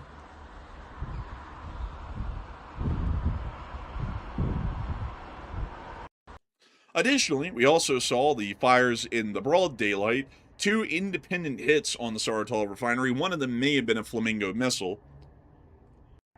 And lastly, we were able to see the picture here showing the clear damage over the wider area of the whole facility. Moving us on out of Saratov and across the river into Ingles, it also appears that there were some reports that the Ingles airbase was also attacked by the armed forces of Ukraine simultaneously as a part of the Saratov oil refinery attack. Here is the clip of some of the air defense attempting to shoot down the incoming drone and missile threats. Doesn't look like they did well. Also, here's are we looking at the actual runway? I don't think so. I think like in terms of where this was, let me go over here to that Ingles. Let me see here. Here's Ingle. Actually, that's Volgrad. Whoopsie daisy. Here's Ingles. That almost looked like runway lights we were looking at. I think they were looking at warehouse lights like on this building, because I think that's what they were seeing right there. Because if we go back to the first clip, let's take a look again. Well, actually, you might have it. Let's see. Is there an apartment that close to the runway? Kinda. I mean, I guess like if they were in these, maybe. But I don't know what their sightline looks like. Can we? Oh, damn! Oh my God! It's terrible in here. Well, where in the world do we go to see their sightline that they might have from this abysmal hell? I mean, look, they even put the electrical wiring literally on the outside of the building. I bet that's like the internet and the power and everything. It's literally just on the wall. Like, you just tack it up there. Nah, that's rough. Yeah, that's rough as hell. That's crazy. Yeah, go back to that video for a second. If you can't see I don't think you're gonna be able to see it from here. You have to be higher up. I think we're looking at like the perimeter fence for the airbase right there, and also I am fairly certain those look like runway lights to me over there. That might be the actual runway for the Ingles airbase, or maybe like a support road. Honestly, I'm actually thinking that now myself. When we got to the second clip, when you're like, "Is that the runway?" I was like, "Nah," because this one's looking at like a warehouse or something. So this one was apparently a little farther away. But that first one actually does look like it might be looking at the lights on the runway. Very interesting catch right there. We can also see what it Yeah, looks to be. Hmm? I think this is like one of the first times they've actually actually hit on the runway in a while. Because they tried to hit angles about a week and a half ago. They really didn't have much success out of it. I think they might have hit maybe one object on the runway, but it looks like they might have actually hit another one this time. Man, it looks like they may have. And also we could see one of them getting shot down in the air in over Ingles, showing that they had some kind of air defense at Ingles. They actually finally shot something down. Shocking, honestly. We also heard that apparently there were some strikes that happened within the Lipetsk city area. We were able to see that right here.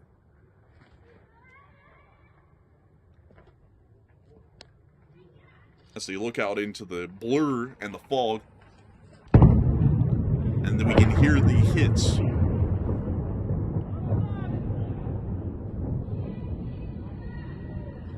And people screaming into the void of the back rooms or something out there. It's like echoing everywhere.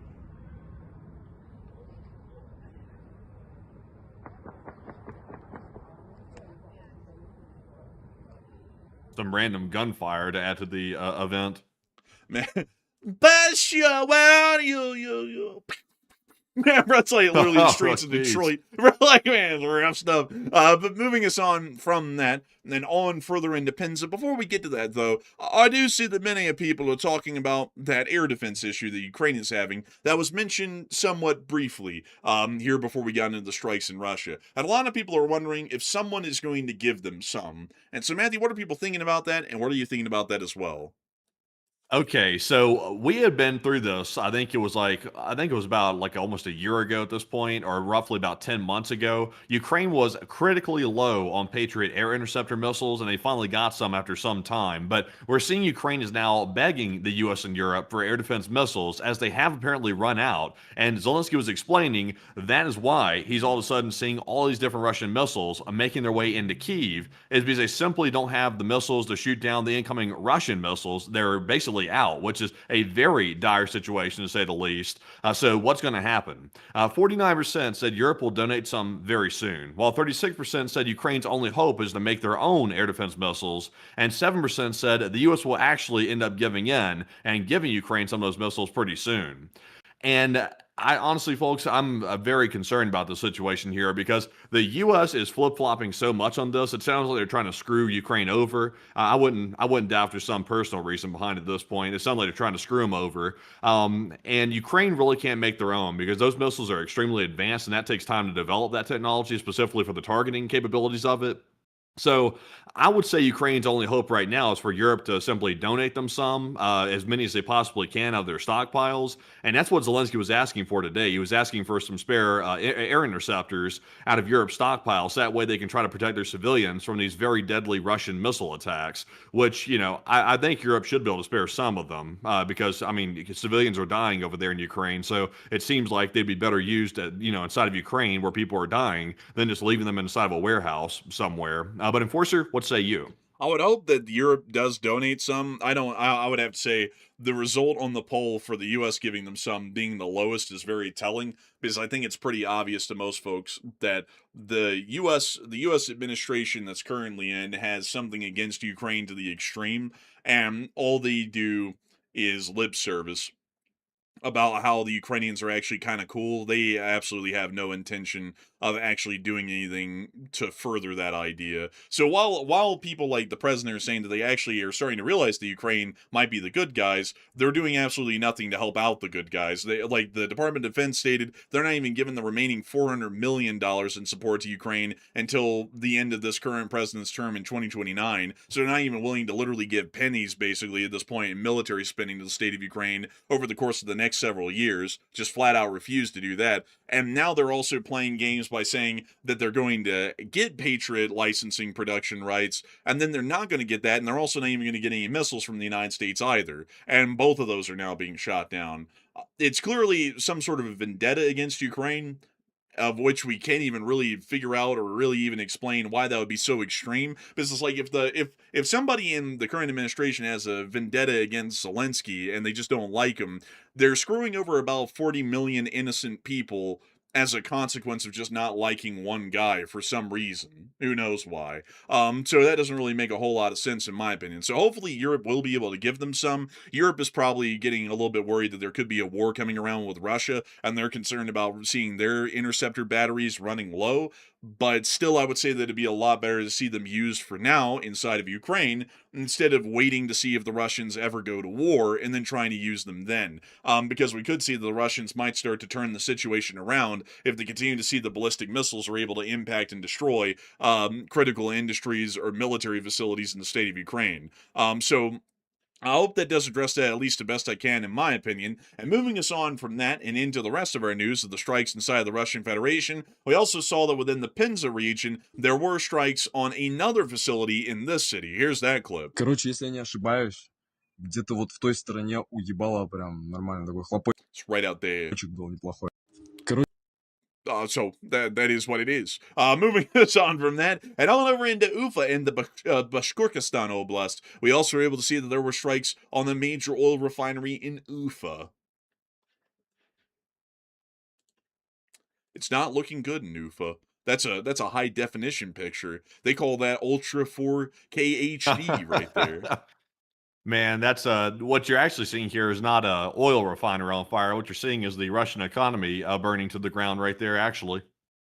You know, you're not wrong. Like, you are not wrong on that. Like, we're about to get to that here in a minute. Like, that's actually dead on the money for many ways. Here's also another clip of the refinery burning.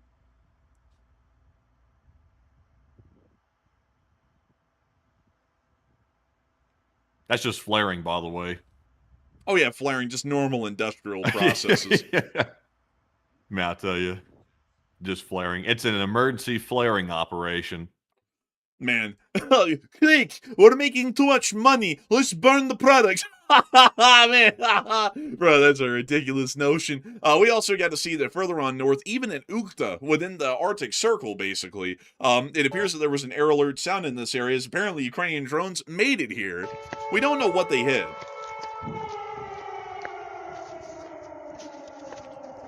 They had them classic air raid sirens, that Soviet-era air raid siren, and last but not least, folks, while all this is going on, apparently the city of Tyumen, which is a fairly large one in Siberia, has started to run into water shortage issues, and because of this, we're now seeing that Russians are having to be supplied by water tankers, and they're starting to swarm the water tankers to try and get any water at all, because there is no water distribution outside of the tankers. So here's a clip of that.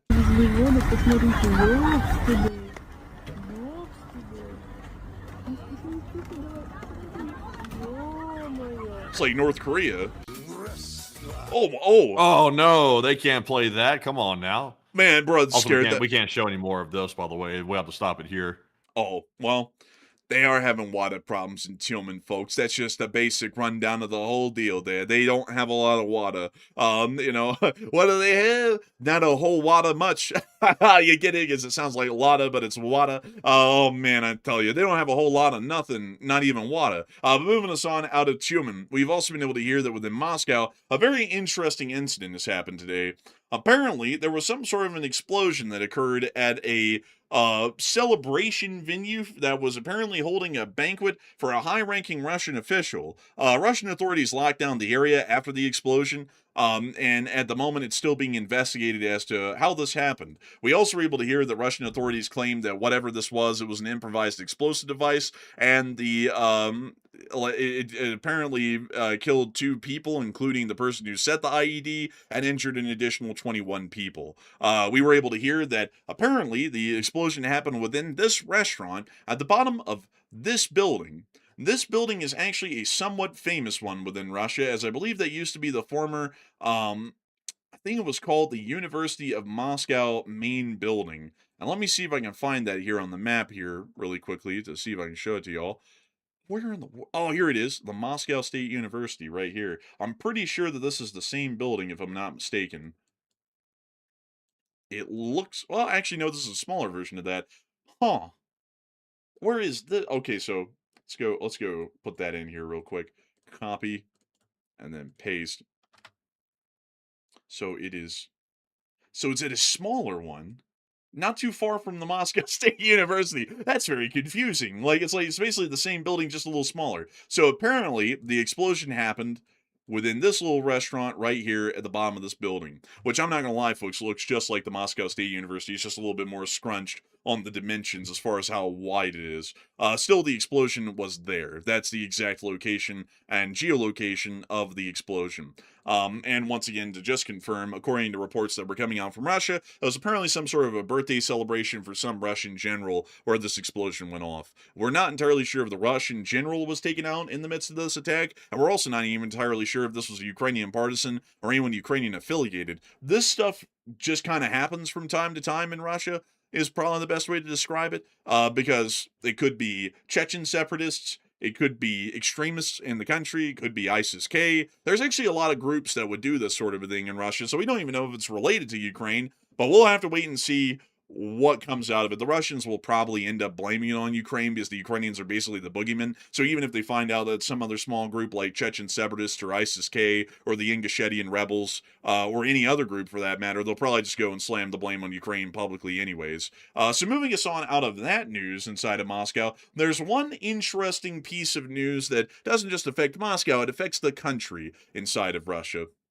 But before we get to that, it appears that there's a little poll right now on this massive explosion that racked a Russian dinner hall in the middle of Moscow and apparently killed 2 and wounded about 20 others. And Matthew, what are people thinking about that, and who's responsible for it, and what are you thinking about it as well? Okay, so that was a massive explosion that destroyed that Moscow restaurant. Also, by the way, it caused panic all over the area. Like, people were freaking out. They were running for their lives. It was a really chaotic and hectic scene, to say the least. And also, apparently, a high-ranking Russian was allegedly inside of there, apparently having a retirement party. But apparently, someone didn't get the memo. They weren't trying to retire him permanently, like, put him out. They were trying to retire him from his career. So apparently, somebody got mixed up in the process. But 52% said it sounds like a Ukrainian hit, while 34% said it sounds like a Russian hit, and 4% said it sounds like it was maybe just an accident. And I'll be honest, folks, like, this one is really not very clear. Like, it could be anybody. I mean, it wouldn't be beyond the Russian government to try to take out one of their own people. Maybe he knew too much or something and he was retiring. They're like, well, he knows a little too much. He might become a problem. You never can tell. But that would be pretty deep for Ukraine to get agents in there to do something quite like that. And also, Ukraine's not in the habit of burning their agents like that, where they go out with the attack. They usually don't do stuff like that. So I'm actually with the 9%. I'm kind of unsure and undecided. I'm not really sure who did this. I doubt it's an accident. I really don't think it was, but I'm not really sure who's the perpetrator. But Enforcer, what say you? I'd be within the 9% as well. I don't really think it sounds like a Ukrainian hit, to be entirely honest. I would honestly say, folks, it seems to me more like something that Chechen separatist, ISIS-K, Ingushetian rebels, or another extremist group, maybe even the Russian mafia would have done, to try and maybe take a hit on this guy, because it just doesn't really add up. The Russian government doesn't take people out in this sort of a dramatic flare. They do it in a very quiet way. If they want someone gone, they're going to quietly remove him into a remote position or tell him to resign, and then once he resigns and a lot of public attention's off of him, then they throw him out of a window from a 10-story building. If the Ukrainians want the guy gone, they usually, as far as the Ukrainians have done it, they usually plant a bomb onto their car or their mode of transportation, and whenever they try and turn it on, then it goes off. That's what we've seen in prior times where the Ukrainians have taken credit for the attack. That seems to be their mode of operation, is to conduct car bombings, basically, on top officials. This doesn't fall within the parameters of the Russians trying to take him out, or the Ukrainians trying to take him out, which kind of makes me believe that this has to be some other third-party group, like the smaller groups from the Caucasus Mountain regions. That seems to me to be the more likely sort of an answer at this point, and that's kind of why I'm in the 9% of being undecided, because I wouldn't really be able to tell you all who it would be from that point. I mean, there's so many different little groups in Russia, including the Russian mafia, that would do something like that. It could be anyone. So I hope that addresses that the best I can, at least in my opinion. And with that, it is now time for us to move on up into Moscow, as we have also been able to hear that apparently the agricultural situation is still going quite badly in Russia, and it is anticipated at this point that there is going to be an agricultural collapse coming up here in the future. This is a statement as it was seen in Russian. And so now I'm going to show you all the translated English version and read this to y'all. Rostov region farmers are borrowing diesel fuel from each other to complete the harvest and are preparing to sell wheat at cost. Some farmers lack funds for the next sowing season, says Alexei Zhdanov, chairman of the Association of Peasant Farms and Agricultural Cooperatives of the Rostov region. The same is true in other regions. Many small and medium-sized agricultural companies will go bankrupt. I think it's clear how this will impact food baskets, their quantity and quality, and prices in the near future. One thing I have to say, though, folks, is that it's kind of demeaning for there literally to be an association of peasant farms. Like, it's like, oh boy, like really demeaning, honestly, man. Yeah, really. Honestly, man, it's like I mean, you couldn't really make that any worse. It's like the Association of the Poors. It's like I mean, maybe that's a translation error or something like that. I kind of have a hard time believing they're calling their peasant farmers is what they're actually calling them. Man, next week the U.S. government's going to declare that they now have the Bureau of Broke Bitches Incorporated. Damn. Man, it's like hell, man. It's like that's basically the same thing. It's like peasant doesn't really have like a good connotation to that. That usually indicates that they're like literally dirt poor and that they're living in abject poverty, like beyond a shadow of a doubt. So I don't even know who the hell, like an association of peasant farms, but that's like saying that's the association of the broke ass. Like, bro, it's like, what the hell? Man, I'll tell you, we have Pepperidge farms over here in America. They make some good stuff, but they have peasant farms apparently in Russia. They make crappy crap. Yeah, bro. Do you remember when the Russian government was overthrown in the 1991 Soviet coup? Peasant farms and agricultural cooperatives, remember? But beyond that, though, it does seem that they are concerned that there will be an agricultural collapse coming around in the future as farmers cannot handle the financial strain. It's an interesting thing, really. And I'd have to say, folks, this sounds like a very Russian problem, because Russia's incredibly incompetent. But this is a problem that we're actually very close to facing here in the United States right now, here on the domestic end. Farmers in most corners of the world, especially ones that are not a part of multi-billion-dollar conglomerates that run the farms as a corporate system, are usually having to work off of what could be described, at least financially, as near subsistence farming. They usually don't even make any money, and they survive entirely, even here in America, mostly off of government subsidies that are able to cover a lot of the cost of modern mechanized agriculture and keep those farmers in business, meaning that the margins are incredibly slim. Any kind of economic damage, whether it be decreasing crop prices, the increasing fuel costs, or anything, is tremendously felt in the agricultural industry, as the margins are already so slim that any increase in cost of any regard could start to lead a lot of farms into bankruptcy. We already saw earlier in the year during the Hormuz crisis that around 40%, well, actually, bankruptcies of farms here in the United States had risen by 40%. In the Midwest, it had risen by 70%. So this is actually something you just generally got to be aware of, is that if there's any significant financial tumult and the government really cannot subsidize the losses of those farms are just going to go under. They're going to fold, and that's going to be that. There's really no recovery. But moving us on from that, now to that stark alarm that we're still hearing from Russia of the agricultural situation, it's now time for us to get on down and into Crimea, because there was a couple of things that happened down here in Crimea. For one, the Ukrainians did successfully hit another oil vessel that was waiting to load at Taman port. This was the Barda from Monrovia in Liberia. Let's take a look. Actually looks fresh. It looks like a brand new ship. This thing's just creeping right up on it real slow, like. Oh.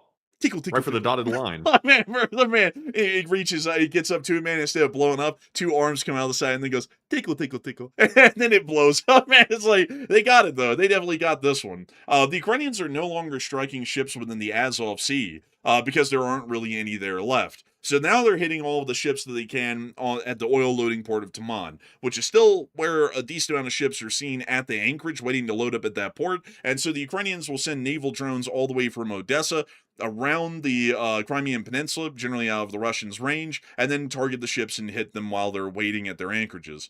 We also got to see that in Sevastopol City, there was another attack that happened, and there is a fire that appears to be ongoing at the 42nd Special Motorized Regiment facility, according to the Crimean Wind Monitoring Group. We can actually see the specific spot of the fire and this facility right here, and also a street view of the outside of it. It doesn't really look that good. And I did say Crimean. I don't know why, but it's so hard to say Crimean. I don't know why. Like, do you have that problem? Well, I mean, not particularly, but I mean that doesn't minimize your problems. No, not really. Like, That was supposed to be a supportive statement, but it almost sounded like a put down. it sounded more like, but like, I was like, you know what? I'll just take it. Man, Yeah, bro. oh man, so much for me trying to be supportive. I tell you. Man, I sat there and said, man, it's kind of hard to say that word, isn't it? Yeah, that's like a you problem, though. I was like, okay, thank you. Like, good input. Man, well, what I was trying to say though is like it's just a small problem not being able to say Crimean properly. It's something like Coco Chris said, Crimea River. Man, Crimea River. That's easy to say, Crimea River. But if I try and say Crimea, like for some reason it's just a lot harder to say. I don't know, it's weird like that. It's just odd for me like that, But anyways, moving us on out of the whole deal down in Crimea, it's now time for us to get on and into the area of the front lines in Ukraine. And we were able to see that within the Sumy direction today, the Ukrainians were hitting the Russian forces well in the 71st Jaeger Brigade. When you see them with their bomber intro, literally bomber. I mean, that's you drone bombers. Look at that. You now see them hitting all of the comm sites up here.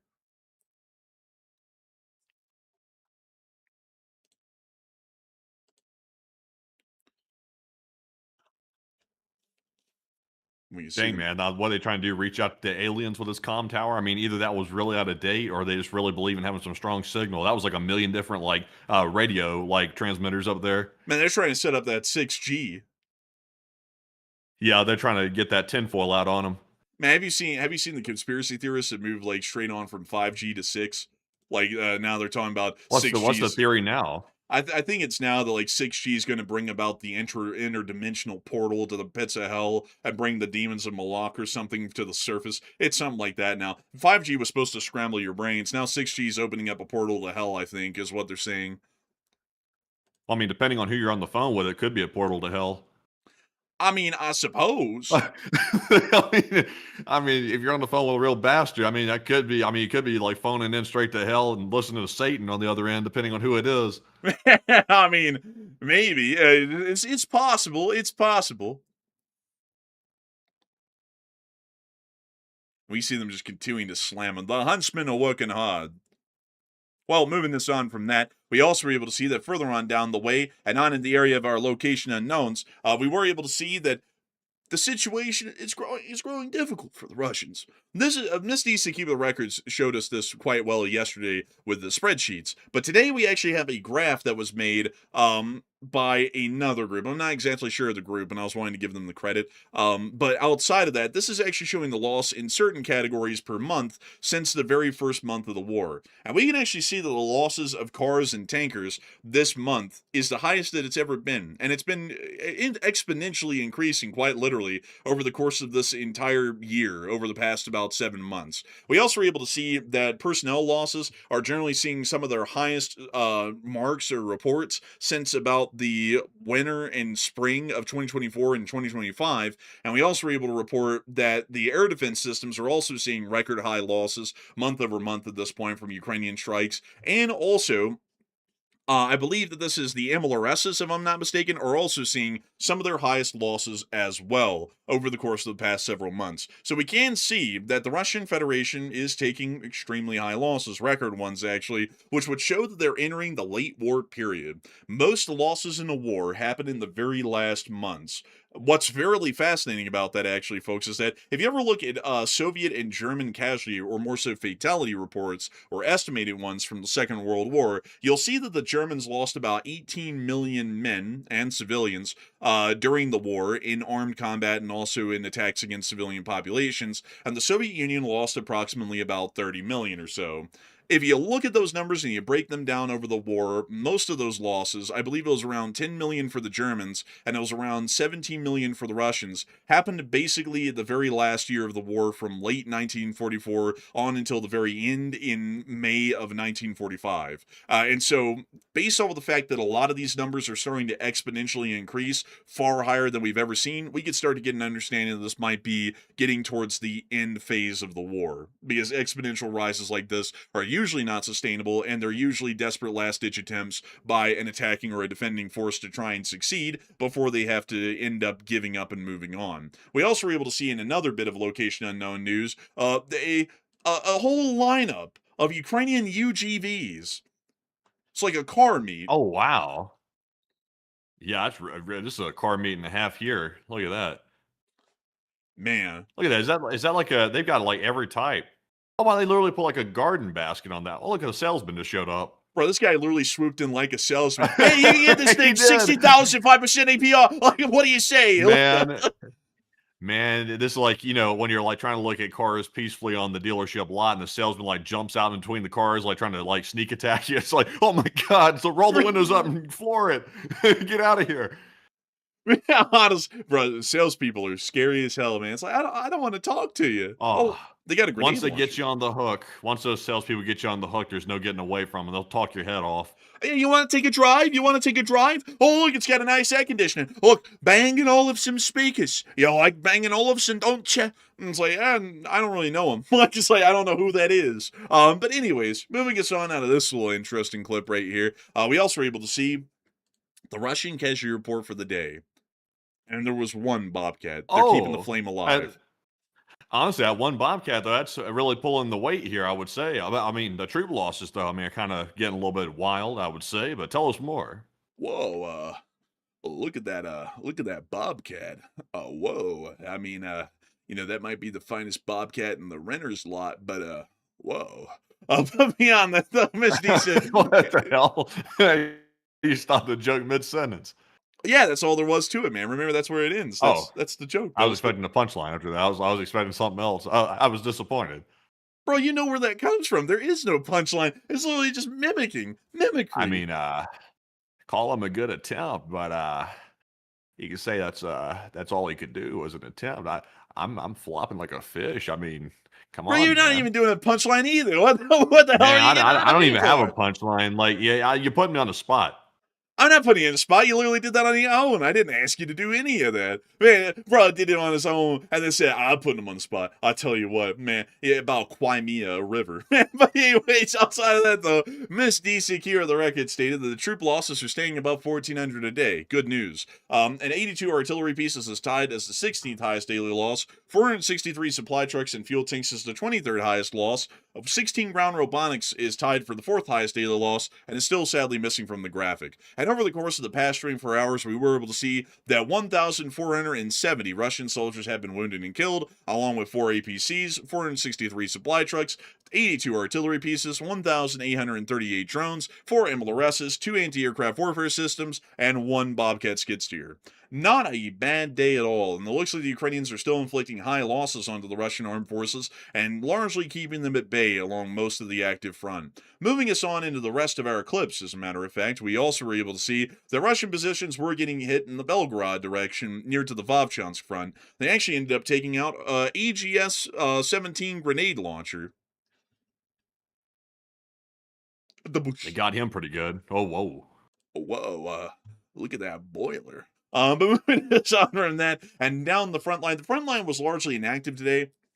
And while we were able to see a lot of drone warfare videos that came out over the course of the day, we are trying to trim those down a little bit. We show some of them still day to day, but I know that a lot of y'all have seen quite literally millions of drone attack videos at this point, so we're trying to make sure that any videos that we have are somewhat unique, so we're trying our best here. We're trying our best, folks. We were able to see a Ukrainian FPV drone hit a Russian grad from a Russian POV. Take a look at this. There it is. Oubliette.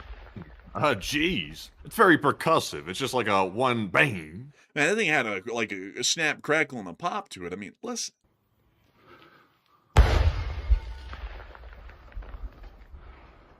Man, that's a This nice guy's sound. breathing so hard, he's overriding the sound of the explosion.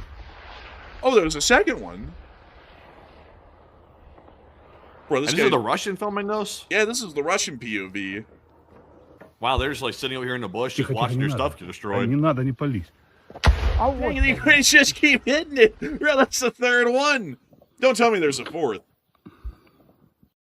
Bro, that guy could breathe harder than anyone else, man. Like if you put him in a room with someone, I think he could breathe all the air out of it. He's just over there.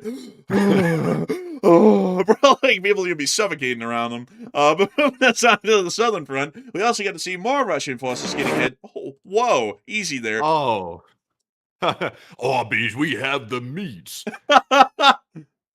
It sounded just like it though, didn't it? Yeah, it did, man. Like, bro, honestly, man, that was a good reference.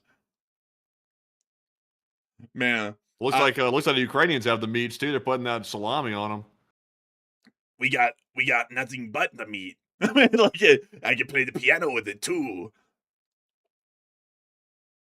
Hey yo, man. Whoa. Man, that was really wild when Zelensky played the piano with not his hands. I'll just leave it at that. Man, yeah, it was wild. It was wild. I've never seen anything like it personally. I've never really seen anything like it. Ukrainian humor is a different type of humor out there. It's definitely unique. I've never seen anybody play the piano like that. You know, I'm going to be honest with y'all, folks. I don't really get Eastern European humor. I'm just going to be completely frank. Like, it apparently is a riot over there in Eastern Europe, like the stuff they do, but it's just so far removed from what I would consider to be comedy here in America. I just don't really see the humor in it, like, in a way. Like, like from anywhere, even like Poland and Russia. Like, I've seen some of their comedy stuff, and I'm like, I just don't really get it. Like, I don't really laugh at it. I'm just like, I don't understand what the punchline or the joke is here. Like, it doesn't make a lot of sense. Like, when you watch Jimmy Carr sit there and do his whole thing of like, oh, we got a heckle to put down, and he like does the whole thing with like the little paper deal, and he's like, okay, what number are you picking? And then he does that. Like, that's funny to me, like the crowd work and all that. I just don't get the Eastern European stuff. It goes completely over my head. But moving us on from that and into the Kherson area, we were able to see more Russian forces getting hit by the 35th Marine Brigade. Oh, he's making a run for it. I don't think that was a smart idea to go back down into the hiding hole. Yeah, you know, I was thinking that myself right there. Well, let's take a look at their crib. Oh, yo, young Look at blood this got a junk pit. generator. This is a junk pit and a half. Like, this got crap strewn everywhere.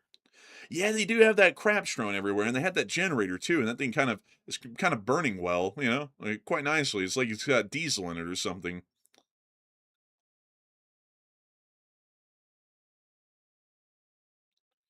You know what would go good with this video right here is a track of Zelensky playing the piano with not his hands. Dun dun dun dun dun dun dun dun dun. I gotta keep it PG, people. Oh! Now, what was that a stash of like artillery? What is that? They dug a hole and they just started chunking mortars into it, bro. It's just a whole pile of mortar shells. I was real protected. That little like a small hole they dug for it. They said, see, Vadim, because like a small part of it is below the soil, it cannot blow up. And honestly, the explosion was kind of a little underwhelming from that, but that was quite a lot of mortars. They're probably duds. Man, just like the Russians, nothing but duds. But with that, folks, it's now time for us to move on up and into Kyiv to get to the speech from the President of Ukraine, President Volodymyr Zelensky, here on this day of 1,620 of the war. And so, without further ado, here is finally, folks, after like a whole week of no speeches, a speech. Peach! Speech! Шановні українці, українки, важко почався день після масованої російської балістичної атаки. 35 ракет, більшість балістика, ще майже 190 дронів різних типів. Зростає кількість реактивних шахедів. Кожен в світі має бачити, що затягуючи цю війну, Росія вчиться вбивати новими методами і точно не тільки українців. Були влучання по будинках. Основна мішень ракет – Київ. Інфраструктура в Києві, Київщина, в Броварах, Вишневому загинуло 9 людей. Мої співчуття рідним та близьким. Ще 40 людей поранені від цього удару. Всю добу були удари в областях, постійний терор FPV-дронів в Херсоні, в містах, громадах Дніпровщини, Нікополь, Марганець, інші наші міста, Миколаїв. Був удар дроном по звичайному будинку в Одесі, і також були удари по Запоріжжю, по громадах на Донеччині, Сумщині. Загалом десятки людей поранені. Потрібні відповіді на цей російський терор, реальні відповіді світу. Звісно, ми бачимо кожного лідера та кожну країну, які реагують. Але єдина сильна реакція, вона справедлива. Реакція, яка справді досягає мети, допомагає людям. Це додаткова підтримка для нас в Україні, для наших людей, для нашої держави. Ракети для патріотів у світі є. Важливо, щоб партнери зробили це політичне рішення. Рішення про передачу необхідних пакетів. Сполучені Штати Америки знають, що нам потрібно. В Європі знають, що нам потрібно. Антибалістичні ракети мають захищати людей, а не лежати на складах. І кожен день відсутності такої відповідної допомоги важливою – це можливість Росії вбивати наших людей. Зараз провів нараду щодо санкцій. Зараз теж треба реагувати додатковими реальними санкціями на кожну юридичну особу, на кожну фізичну особу, які допомагають підприємствам в Росії виробляти балістику, пускові, ракети, постачають компоненти, все інше, що їм необхідно. Всі мають бути під санкціями, і не тільки нашими, але й партнерів. Досі є прогалини в юрисдикціях Сімки. Треба, щоб наші дипломати з цим попрацювали. Паливний напрямок, все, що допомагає зараз Росії відновлювати нафтопереробку, має бути гарантовано зупинене. Ми будемо про це говорити із українськими послами. Глобальна нарада найближчим часом. Потрібні реальні результати по кожному напрямку, зброї для України, санкції проти Росії. Щойно ми говорили з Умєровим, Будановим, Кислицею, Палісою по дипломатичним завданням з американськими партнерами. Я розраховую, що наступні тижні будуть непустими. Америка вміє бути активною. Були доповіді сьогодні Драпатого, Хмари по фронту, по застосуванню наших сил, по забезпеченню. Також щойно я говорив з президентом Еміратів, я вдячний за повне розуміння ситуації, повну підтримку всіх зусиль заради миру та більшої безпеки. Україна завжди допомагає тим, хто допомагає нам, допомагає Україні. В цьому році українці суттєво підтримали безпеку наших партнерів в Затоці. Зараз ми говорили, як Емірати можуть допомогти нам у Європі, у Чорноморському регіоні. Це стосується продовольчої безпеки, стосується безпеки морських шляхів. Я дякую кожному, хто нам допомагає. Я дякую всім, хто захищає життя, хто рятує людей. Слава Україні! And Herom Herom Slava. Slava. And with that, that is the end of the speech from the President of Ukraine, President Volodymyr Zelensky, here on this day of 1,620 of the news from around the world. And I've got to say, folks, that it's been an absolute honor and a pleasure to cover this news for all of y'all once again today. We are always honored to cover the news for y'all every single day of the week, 7 days a week if necessary. And I got to tell y'all, folks, today we got burned. We got boined, I tell you. We was planning on getting out and doing something, and because we had heard from some sources and also from the indications on the ground that the war was going to be happening with Iran any day, we had to completely cancel our plans and just sit here all day and wait for something to happen. And then it turns out, as the icing on the cake, cherry on top, literally right when we started talking on air, the Post comes out saying that nothing was going to happen at all.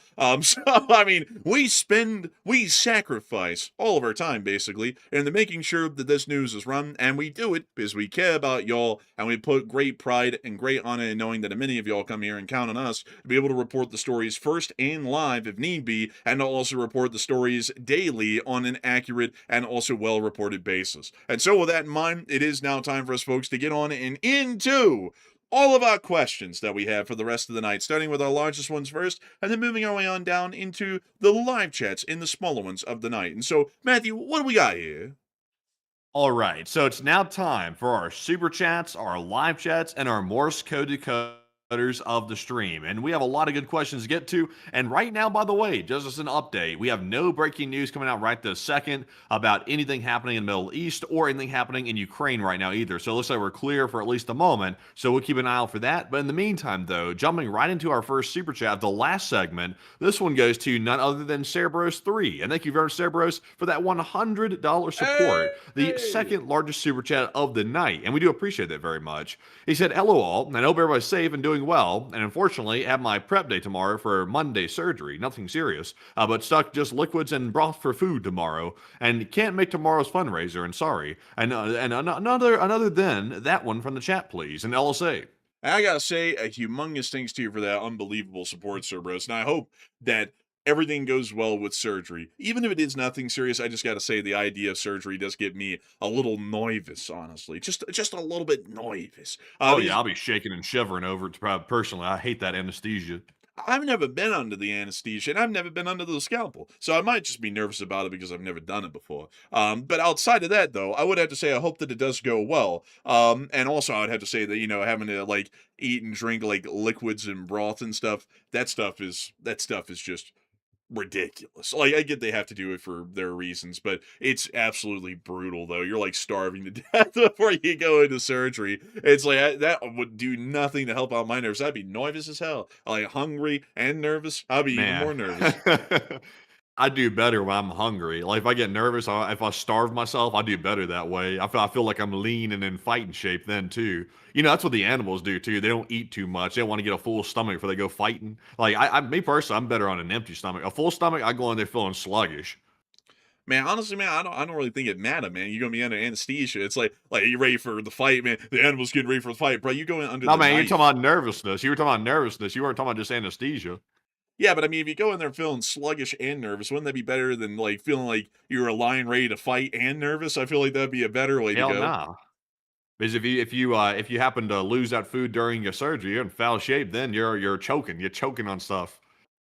Oh, that's a whole bunch of malarkey. But beyond that, though, it's quite all right. I would completely understand with that you have to miss a fundraiser, and nobody has to support the fundraiser. Nobody even has to support the channel. We are just greatly appreciative to know that a lot of people do go out of their way to do it. And so, if you can't for whatever reason, it's quite all right. You've done more than anyone could have expected, anyways. And so, a humongous thanks to you for support and helping this channel to keep running. And I hope that does address that well. And we will make sure to take one from the chat in your honor, Sir Bro. So, what do we got, Matthew? And the one from the chat goes to NE Colorado, who said, "Can't Ukraine reverse engineer the Patriot missiles and make their own?" Yes, but there will be a small problem with that.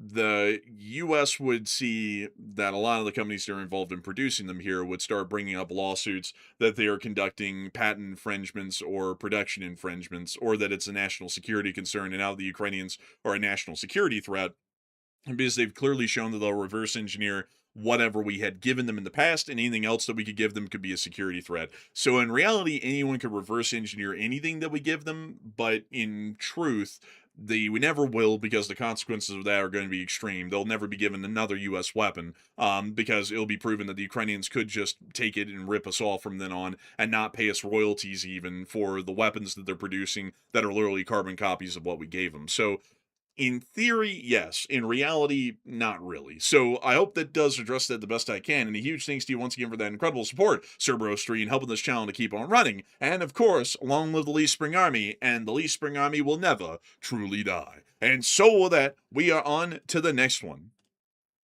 And our next one goes to Bex Chetwood, who puts in the 50. And thank you as well, Bex, for that $50 support. And we do appreciate that. They said, well, damn, now I can't complain about big-ass passwords and two-factor authentication, LSA and Slava Ukraine.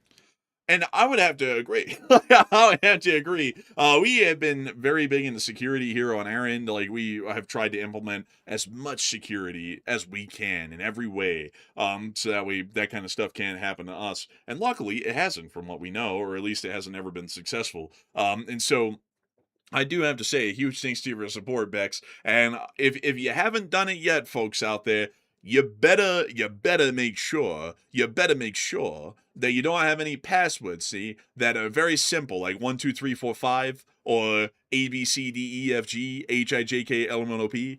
Don't do those. Those are dangerous. People can get right in. Don't do them. So a big thanks to you so much once again for support. And for this channel, keep running, and long live the Lee Spring Army. And the Lee Spring Army will never truly die. And with that, we're on to the next one.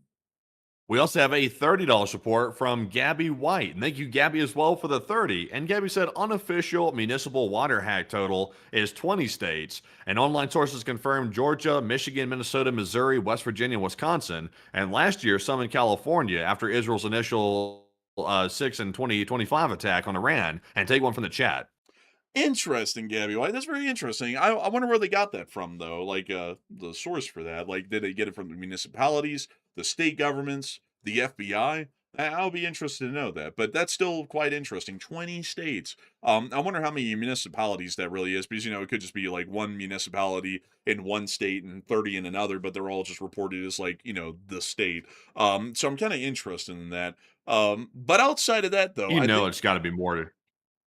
Also, by the way, man, Discord is messing up something awful. Like it's lagging and stuff. I'm not sure what's going on with it, but we want to restart it real quick before you say what you're about to yeah, say. it might be better. Let me go ahead and restart on my end too. Yeah, I'm just going to restart here real quick because I've been noticing some problems myself actually. Myself and I. I'm just trying to stall here, folks, while I try and get this thing back up and running. So hopefully it'll get back up and running, and it is, and there we go. And let's see here. Bada bing, bada boom. Can you hear me? There we go. Oh, there we go. Yeah, I can hear you now. What was I saying? I forgot. You were saying about the states, the cyber attacks. There's got to be more. Oh yeah, there has to be more than 7. Like if the FBI is saying it's 7 states, then I mean it's got to be a lot wider than we think. Because originally it was only that one state, then it became 7, and I would have a very strong suspicion that those are not the only 7 states in the country that were not handling those systems properly. It was probably a lot more than we heard. I would agree. And I would also have to say, folks, because I don't even like bringing it's certainly not a political thing, like the president's making it out to be, where it's like, oh, the goofy people of Minnesota, they're so stupid they can't help themselves. Because if it's 7 states now, good shooting odds, because I think most of the states are actually of the other political party in terms of their majority, that those states are also affected as well. I don't really know why in the world everything these days has to be politicized like that. Like, this is just more of a national security threat, and now even national security threats to the country are somehow politicized as well, to where it's only these certain people that are affected, not others. And so there is no sympathy for it. I don't get it. I gotta be honest with y'all, folks. I absolutely hate that kind of stuff, because like, regardless of who in the world the state aligns with politically, like as far as their party, it's like, shouldn't we be concerned that the Iranians did that at all? It's like, that could happen anywhere in the country, and it did happen everywhere in the country from what we're hearing, 7 other states. So it's like, it's really stupid to try and politicize something like that. But outside of that, though, I would have to add that it's probably a lot more widespread, like we're thinking, than what we're even being told. And I think the reason why they're making it low key is because they're not trying to get people freaked out that the Iranians are hacking into water supply systems, because water is vital for human life. If you don't have water, you die pretty quickly. So, a little interesting with that, at least from what I'd say. But a huge thanks to you once again for support and helping this channel to keep running. And with that, we are on to the next one. We also have a $20 support from DevOps Mage, and thank you for the 20 as well, DevOps. He said, "Let's go."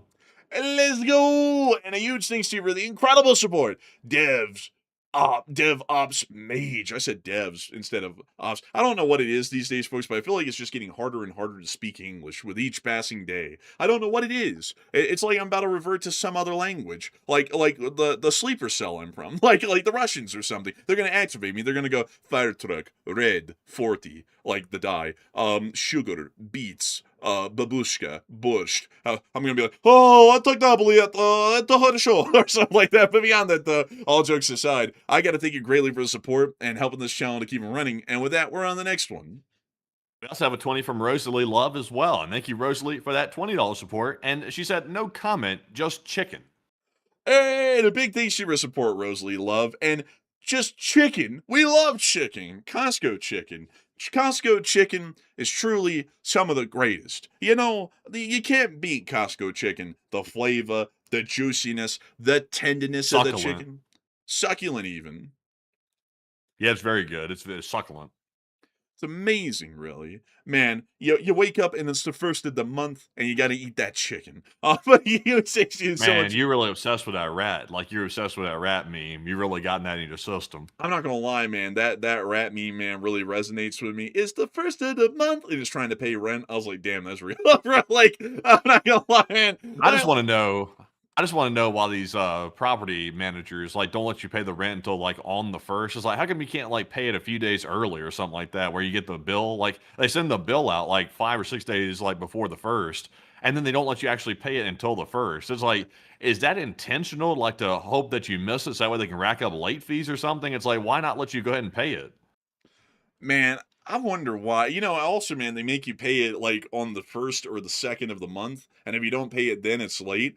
It's like, what if I'm on vacation that at that time? Not that we would ever be, but it's like, what if you're on vacation during that time and you just forget it? It's like now you owe the late fee. It's like, why can't you pay it before the month's over? It's like you're paying it anyways. Like they literally show you what you're going to be paying, but they only allow you to pay it after the end of the month. It's so stupid to me. I don't get it. Like, I think it's the dumbest thing ever. But to show y'all the meme, like, I can't show y'all the video because it's got like copyrighted music in it, but it's this rat right here. And he like gets up out of bed and it's like, I wake up, it's the first of the month. And he like does like a little dance and then he's like on his computer trying to pay the rent. And that's real, honestly. Like, I can relate to that greatly. Beyond that, I can also relate to waking up and looking like that. Because when I woke up this morning, I did not feel that great, and I felt like I looked like that when I got up out of bed. But still, I hope that addresses the meme well, so that way all of y'all know what I'm talking about there. And a huge thanks to you for support, Rosalie Love, and helping this channel to keep it running. And with that, we are on to the next one. We also have a $20 support from JMO7526, and thank you very much, JMO, as well, for that $20 support. He said, do you think Morocco is trying to steal Spain's World Cup trophy? Oh no, they're trying to steal land. Like, Man, they're just trying to straight up invade. Like, people talk about invasions. It's like, that's basically one of them. man, I gotta say though, man, I was like, I get so annoyed with like that happened in Sudan. And they're like, Spain has fallen. It's like, well, that's not mainland Spain. It's like, what the hell are they talking about? It's like that's a whole other thing. But man, I actually saw, because some people were saying that people were getting like stabbed and killed and whatnot in Sudan. I actually saw a couple of clips of that. There were actually people getting killed in the streets by these migrants. Whatever people want to call them. They were actually going around stabbing people to death in the streets. I don't know if you saw that. Yeah, I saw all that stuff. I wouldn't really call them migrants. I would call them criminals, really. If that offends people, that's just tough. I mean, these people are jumping in these people's homes and burglarizing them, stabbing and killing people, robbing people. It's like these aren't people looking for a better lifestyle. These people are jumping in here and acting like a freaking band of bandits. Man, really, they were. It was absolutely sickening to watch. And it like another thing is that some people are going to say, "Oh, but they're from hardship." It's like I don't know what is with people these days and like the softening of moral principles, because I'm a person of the idea that if you're fighting a war, you don't conduct atrocities against the enemy. Because why in the world is it that war justifies people going out of their way to be sick and brutal? And if people are coming from hardship, well, that doesn't give them a right to just wander up into Suda and start killing people that have been there their whole life. Like, Yeah, that doesn't make any what about sense. it's like for the people that are just simply trying to live their life now, they've gotten invaded by a whole bunch of lunatics that are trying to stab and burglarize everybody. It's like, I'm like, anybody with any sense wouldn't have any sympathy on the people jumping in and burglarizing people. It's like, I'm like, there's a lot of people that come from bad situations, like even here in America, like the most like, supposed rich country on the planet. There's people that come from bad situations all the time in America. You don't see them like going out to a city and like going ham on people and jumping into apartments and burglarizing it. It's like there are some people that do that, but it's not all of them. They're not all jumping in there and doing that. Otherwise, our cities would be absolutely, anarchy at this point if that was the case. So it's like, I don't have any sympathy for it. Yeah, and it's a really stupid moral like debate that people have. It's like, well, yeah, they're killing people, but they're coming from a place of hardship. it's like, well, shit, if they're coming from a place that's that hard, they don't need to be here. Like, I'm just going to say that honestly. It's like if people are coming from a place where they think that murdering people in the street is just like an average Tuesday, they sure as hell don't need to be in Spain. That's what I would say. Like that's like such a it's a ridiculous mindset. This is like, like there's an endless amount. I don't even know what angle to take to even tackle this discussion, because someone folks is about to come out of the woodworks, you brutalist, and like make this a whole deal. So it's like I don't even really know what angle to directly attack this from to make it the clearest. But my take is that, one, it's not good to just have an entire army of random people just go charging across the border. That's generally not a good thing. And secondly, if they're going out of their way to start brutalizing the people they run into, like stabbing and killing them and whatnot, well, I don't think that any of them, like, there's not even an argument that the refugees at this point. It's like, shit, they're about to make, like, the Spanish people refugees from their own country because they're having to flee from the violence these people are bringing in. It's like, that's not a good position. But anyways, with that, I hope that has addressed it the best I can. And a big thanks to you once again for support and help this channel keep running, JMO. And with that, we are on to the next one. We also have a $20 support from David Garrison, and thank you, David, as well, for that support. He said, hot afternoon in Tokyo, so inside watching you guys. And what about the missiles the Swiss have that they refuse to give to Ukraine and are destroying them? Sadly, the Swiss, well, sadly in a way, but expected in a way, the Swiss have remained militantly neutral. There was a significant discussion at the beginning of the war in Ukraine and Switzerland about whether they should break their neutrality that they preserved since the Congress of Vienna.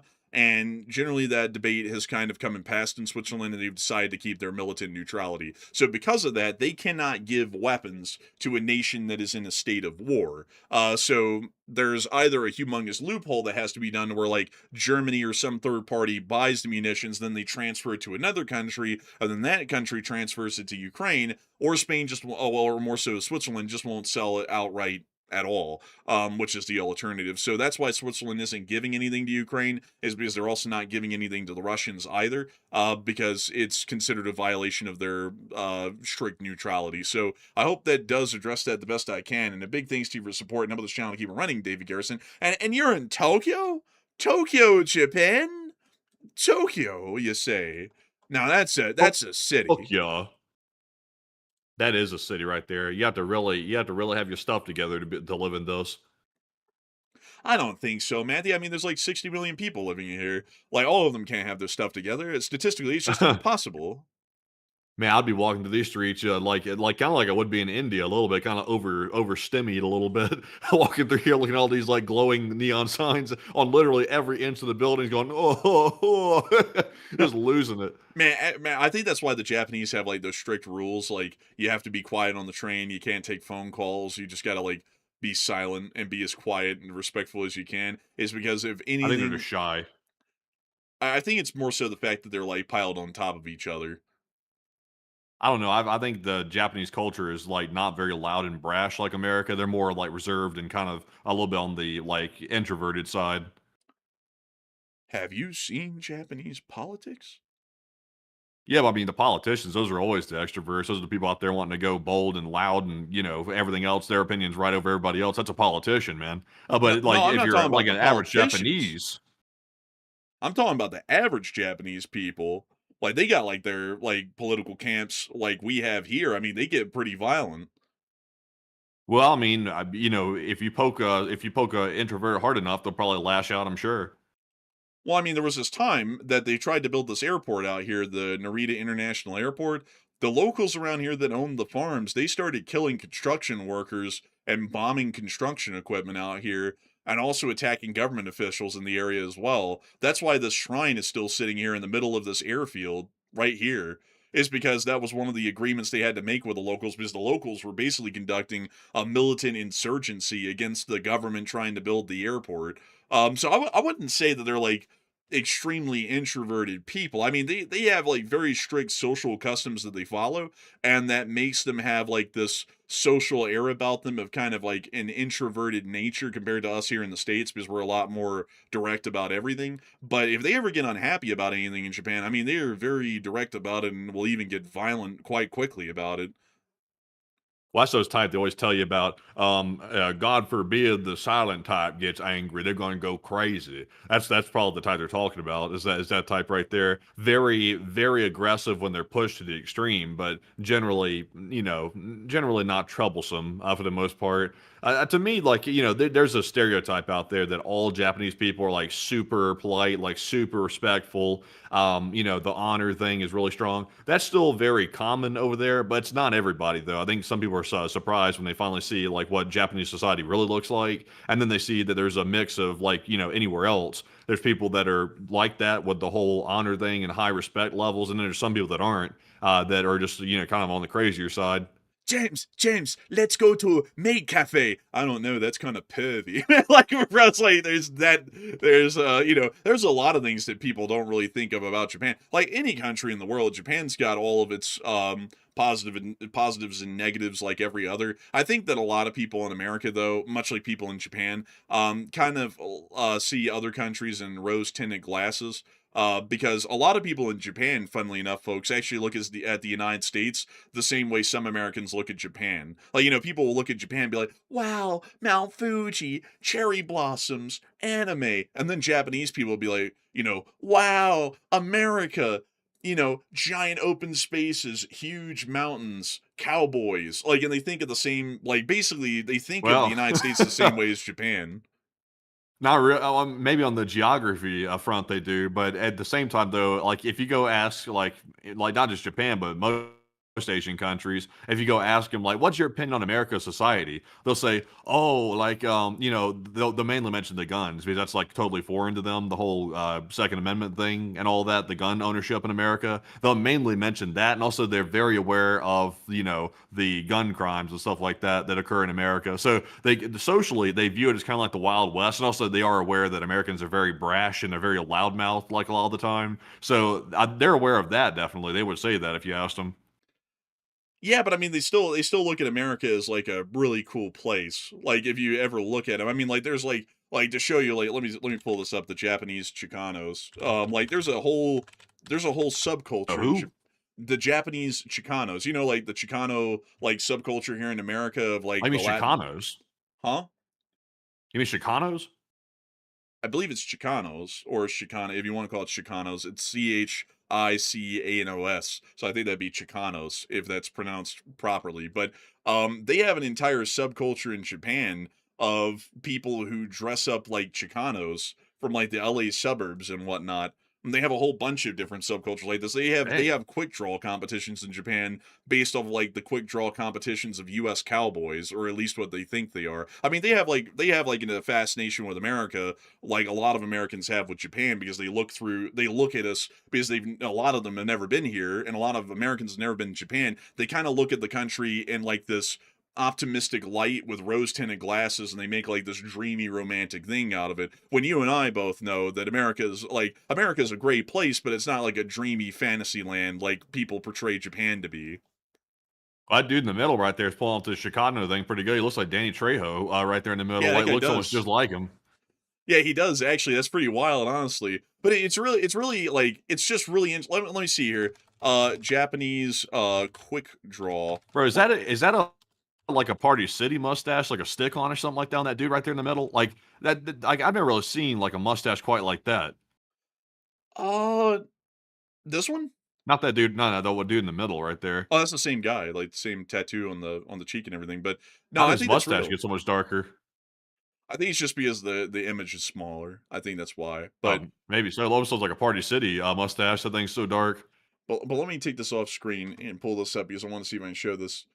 So, yeah, so in Japan, like this is kind of wild, honestly, man. Is that in Japan they actually have these entire kind of like cowboy deals. Like there's a lot of Japanese people that are really obsessed with the Wild West, almost in the same way some American people are obsessed with the samurai. I was about to say Japanese people are obsessed with the samurai. I was like, no, it's American people, but they have this entire subculture over there where they get like BB guns and airsoft and whatnot, and they have quick draw competitions like cowboys trying to quick draw in like a shootout here in America.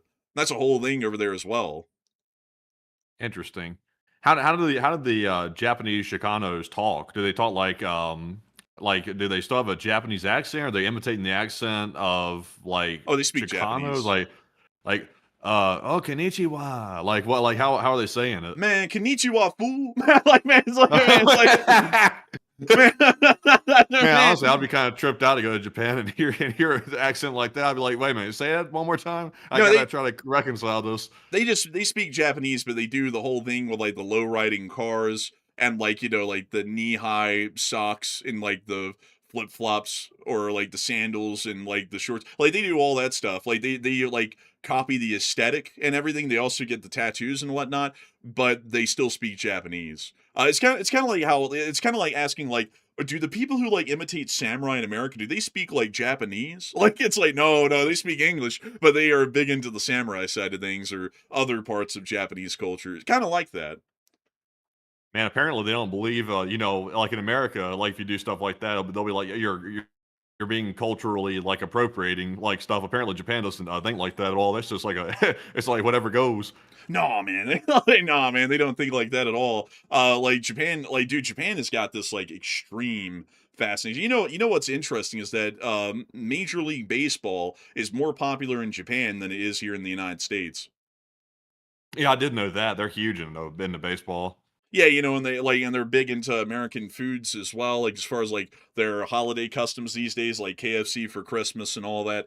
They are very much into the United States in that sort of way. Very interesting kind of rabbit hole to get into. But when you go to Japan, folks, they're still going to be more Japanese centric, and also. You know what's funny, folks? Is like a lot of people be like, "Oh, America, they Americanize everything. You can't have real Chinese food in America." And it's like, well, shit, you can't have real American food in Japan. It's like they Japaneseify the food. Like if they bring over American food and it's like an American dish like a hamburger, they're going to add a Japanese flair to it to make it palatable to the Japanese diet or the Japanese consumer. So, it's kind of the same thing in that way. But I find that stuff fascinating. Like a lot of people also don't know this maybe, but there are private schools in Japan that are actually funded by at least historically, I don't think they're funded anymore by them, but they're basically North Korean schools in Japan where there's this whole North Korean exclave of North Koreans that were there during the times of the Second World War and they got stuck in Japan afterwards. And so they ended up being heavily affiliated with the North Koreans. And you can go into their schools and they have portraits of the Kims up and everything. And they're teaching a standard curriculum of Japanese education, but they also add in North Korean elements to it as well. Yeah, that's interesting. That should probably be outlawed. I think they tried to outlaw, but there was like some caveat in their constitution where they really couldn't because it'd be discrimination against an ethnicity or a culture or something like that. So they couldn't, but they required them by law to teach basic Japanese curriculum to a degree, and then they had some like a little bit of leeway to throw in like the juche crap. But it's wild. Those schools are dying off, by the way. Like the attendance is just dropping because a lot of people are becoming more Japanese than they are Korean because they've been living there for several generations. But those were really big and from like the 70s to like the early 2000s. But anyways, outside of that rabbit hole about Japan, which I honestly have to say, folks, Japan, like many other countries, is a very interesting and very rich place in terms of like the fabric of what it's made up of. But outside of that, though, I would have to say, I hope you've been enjoying it over there, David, in Tokyo. Really interesting place. And a big thanks to you for support and help this channel to keep on running. And with that, we are on to the next one. We also have a $20 support from RCH Technologies. And thank you, good sir, RCH, for that 20. And it's good to see you once again. He said, waving a hand and just saying, still alive in LSA. And also, I'm glad to hear you're still alive and still doing well, I hope. I do hope you are. But Enforcer, what say you? I gotta say, I hope you're doing well, RCH. I saw in the chat that you said you're waving with your one good arm, so I'm hoping that everything's okay. It sounds like you might have lost like motor function in one arm, which would be very unfortunate, especially because we're in the model railroad stuff. And you like that would be hard to model with one hand. Not impossible though. I mean, honestly, when Doesn't I it think come back? I think it does eventually, but I don't think it comes back to the way it was. I think it's just kind of like partial return of function or something. But in some cases, it's like a full recovery. I think it's a case by case thing. Yeah, now I might be mistaken on this, but after you have a stroke, like you can do physical therapy and you can get that motor function back to a large percentage. But it's a problem getting the signal from the brain to the muscle to actually like function the muscle that needs to work.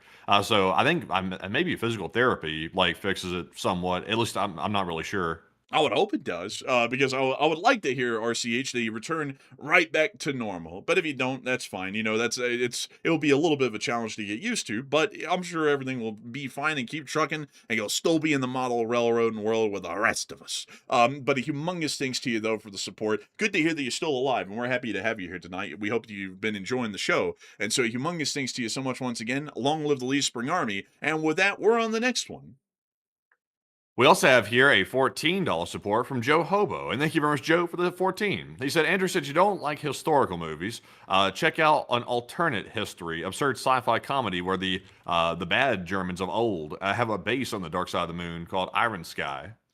I've actually heard of that movie, and it's a weird one. I will have to say. I don't know. I don't know if it'd be my pace, but it certainly was something for some people. That some people did find it quite interesting. But a huge thanks to you once again for the incredible support, Joe Hobo, and help with this channel to keep it running, because it is folks like you who help to make this thing possible and keep us on air. And so, with that, we are on to the next one. We also have a 10 from Enforcer Daniel's mom. And look at that. It's Enforcer Daniel's mom right there. It's good to see you. Who puts in a $10 support. And they said, Enforcer Daniel's mom here. Just wanted to say thank you guys for giving Enforcer Daniel the shout outs. It absolutely makes his whole day. And also, it's really cool to hear that, by the way. We're glad to hear it. And it said, and he loves reading the counties on the map. And thank you all. And a huge thanks to your support, Enforcer Daniel's mom. Look at that. We got Enforcer Daniel's mom up in here. We got Punisher of the North, Enforcer Daniel's mom, and Enforcer Daniel. It's a whole family deal at this point. And I gotta say, a humongous thanks to you for the kind words. And also, we are more than happy to shout out Enforcer Daniel. I think he is the youngest member that we know of, at least, of the LSA that is actively watching. We know that a lot of people from the LSA have had kids over the runtime of our show over the past 4.5 years. But I don't know if those kids are like active listeners. Like I think they're kind of just born into it. But I think that Enforcer Daniel is one of the youngest active listeners that we have, and we're always very happy to know that folks in our generation or even younger than us in the next generation are tuning in and listening and getting into this at a very early age, because I think it's a very important thing for folks to have an interest in this from a very early time. And so I got to thank you incredibly for your support and help with this channel to keep on running. Enforcer Daniel's mom, and a humongous shout out once again to Enforcer Daniel, a great member of this LSA and the future of this nation. And so a huge thanks to you so much once again. I hope that does address that incredibly well. And with that, we're on the next one. We also have a $10 support from Womble. And Womble said Australia is holding exercise Pitch Black 21 and the nations, or 21 nations, with over 100 aircraft. And the U.S. has 3 different aircraft. And do you think it's worth U.S. time, energy, and money? And excellent reporting, guys, and cheers. And I would have to say, yeah, generally anywhere where we can get some experience and training with allies is worth their time to a degree, because if anything, it just gets our pilots flight hours and it lets them get involved and possibly learn something from some other countries. Because one of the best ways to learn something is to just send people around and see if there's anything to learn. And so I would say it's worth our time to some extent. It's just, to how much of a degree, we don't really know until it'll conclude. Maybe a pilot comes back and says, hey, I learned something new. Or they say, we're basically all on the same page, and steel was sharpening steel, basically. So we would have to see after the fact, but it'd still be good to send them. And so big thanks to your support and help with this channel to keep it running. I hope that does address that well. And with that, we're on the next one. We also have a $10 support from Punisher of the North. And thank you, good sir, as well for the 10. He said, Enforcer Matt absolutely rock. And thank you very much, Punisher of the North. He said, please give a big shout out to Chef Danny B and everyone else for giving Enforcer Daniel a shout out. And Enforcer Daniel says LSA. Hey, and long live the Lee Spring Army to Enforcer Daniel. And I gotta say, I hope that y'all have all been enjoying the show tonight. It's pretty crazy to know it's a whole family affair for a lot of people to come around and watch the Enforcer show. And over the years, I feel like we've gotten kind of used to that fact that a lot of people actually watch this as a family show. But I like, when I sit back and think about that for a minute, that is really crazy to think. Like, we are a lot of people's like at home late night entertainment and news packed into one. and the whole family watches. I think that's really something neat. And I got to thank you so much for being probably one of the most well-known families at this point in the LSA, and also Enforcer Daniel probably being one of the most well-known and popular members of the LSA, an enforcer, by no doubt. And so a humongous thanks to you so much once again. I hope that has addressed that well. And I also got to give a big shout out to the official chef of the LSA, Chef Danny B, for also giving Enforcer Daniel a shout out, and also for helping this channel to keep on running. And so a tremendous thanks to you so much once again. Thank you so much for the kind words. And with that, we're on the next one. We also have a $10 support from Justin, who said Ukraine should destroy as much of Russia as every night as possible, in his words. He said, as it seems, it always gets an effective V-large response from the sleeping Russians. And what say you, enforcers? I would say that generally the Ukraine should only hit what's strategically necessary to be able to win the war and nothing farther, because I don't really see any real material value in doing anything farther than that. So a big thanks to your support and help this channel to keep running, and I hope that does address that well. And with that, we're on the next one. We also have a 10 from Ulf Hednar, who said, if Ukraine took apart a Patriot missile, figured out how it works, and then made their own variant with their own hardware changes and upgrades, would that still be considered reverse engineering? And honestly, Yes. I think that would be. And also, I'm not sure if that would be wise for Ukraine to do something like that. In fact, I would say they definitely should not do something like that because it's not gonna reflect well from the U.S. standpoint at all. I know some people are like, well, they're fighting for their survival, but at the same time, though, they don't want to pick a beef with the U.S. defense companies, anything like that. Or otherwise, that could hurt them even worse. I would have to agree. Man, I think Discord's just messing up as a course of business of the night, man, because it's kind of like lagging a little bit here. But let me ask you this to get a good point across on this. What is this aircraft right here? That's a B-51.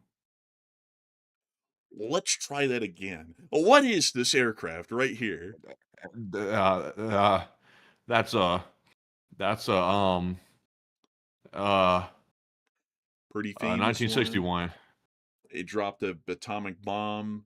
It was World War II. Oh, Enola Gay. Yes, but what? It's a B-29, so it's a B-29 bomber. There you go. That's good. Yeah, That's the right. I was trying to think about that the whole time. There you go. There you go. So what is this one?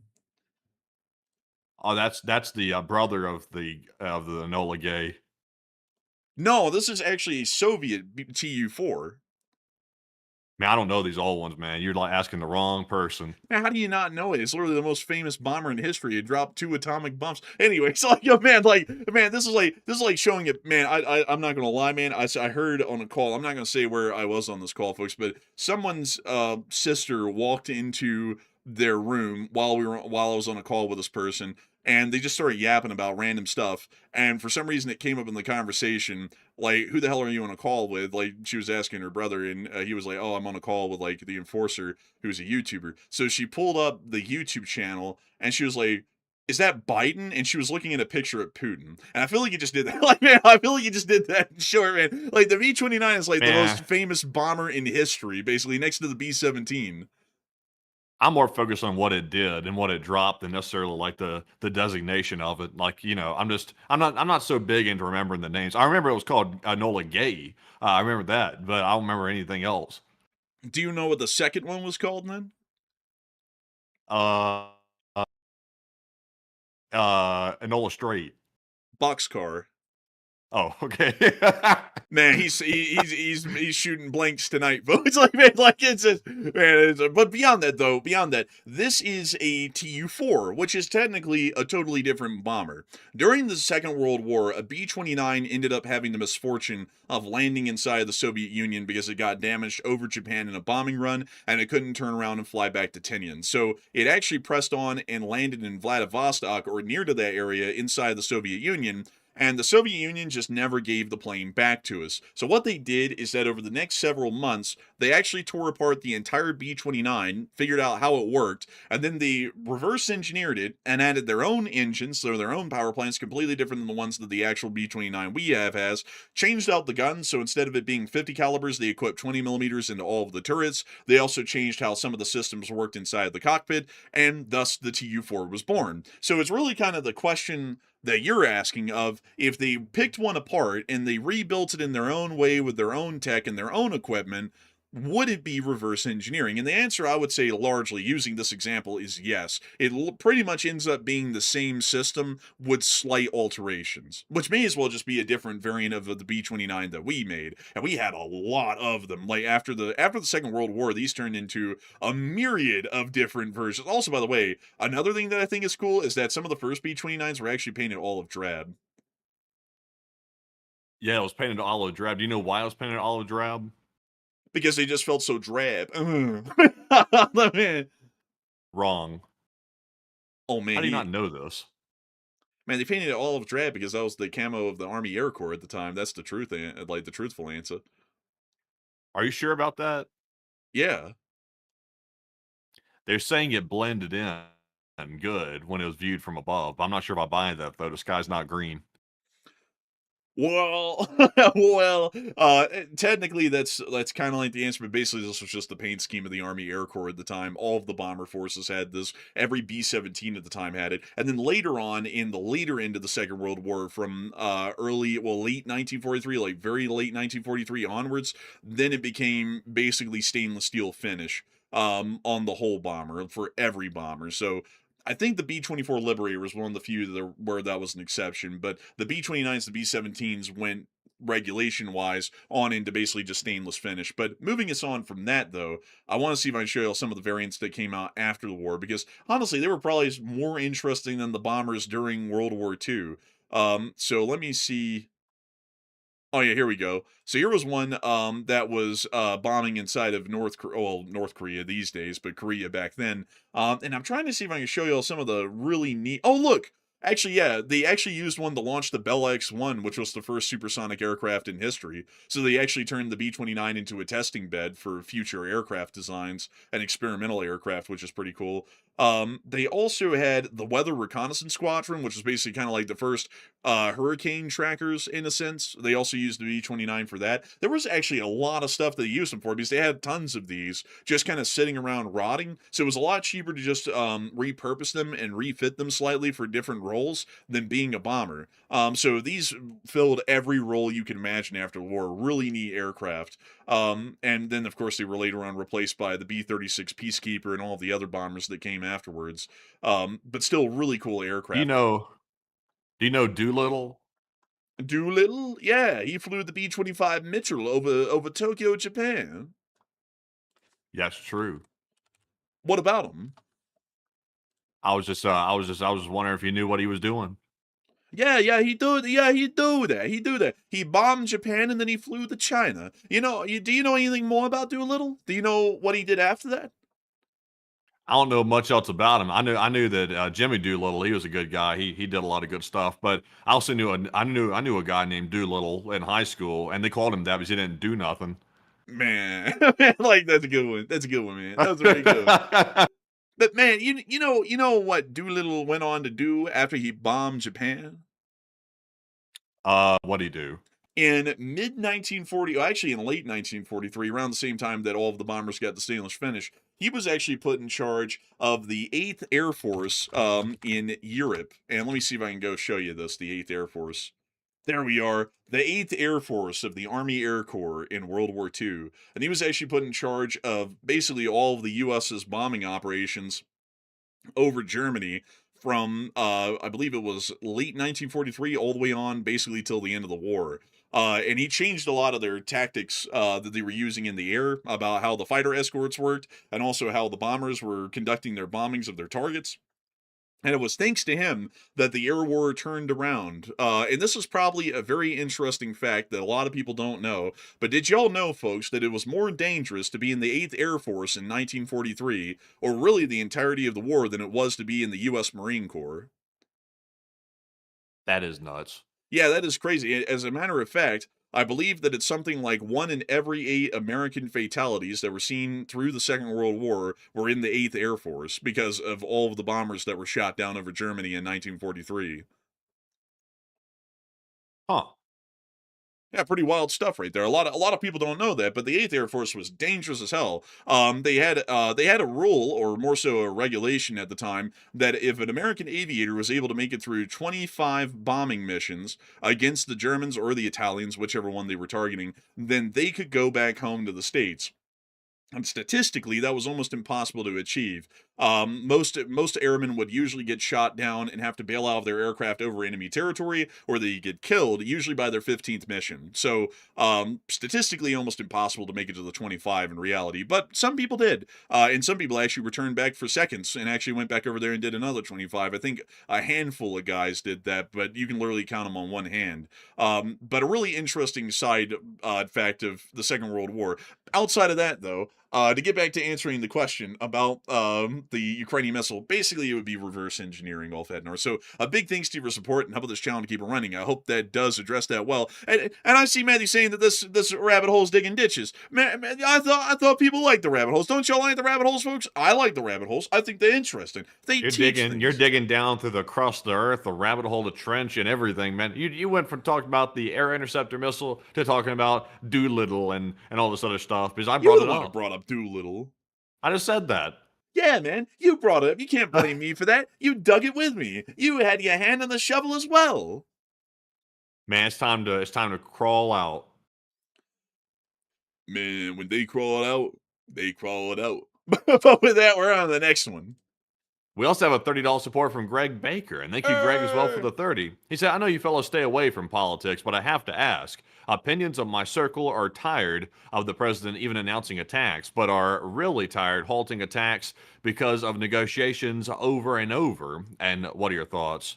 And I would have to agree, really. I mean, I think I was looking on Twitter just a second ago. Virtually all the people that I know that's in the OSINT community, they are like fed up bigger than hell, and they try to stay neutral as much as possible because they truly like try not to get into politics either for the most part. But I saw them posting all over the place, mocking that decision. And really, I mean, it is absurd. I mean, to keep winding people up for attacks like over and over, and also the stock market reacts to it as well. Like when they hear this wind up and then this wind down, it just causes chaos. Like it really does, and there's no benefit to it. Like some people will be like, "Oh, well, it keeps the enemy on their toes." It's like, well, I mean, it's also keeping the American people on our toes. We want to know if we're starting the attacks again, how it's going to affect everything, the economy, and everything else. It's like we want to know that. So I just don't like it. It's just chaotic. And also, it's not indicative of a strategy. It's indicative of chaos. Like, there is no plan. But Enforcer, what say you?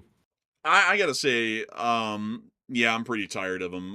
Like for the larger part, I think that comes through on air a good degree. Like because I say, how the hell does this ever make any sense?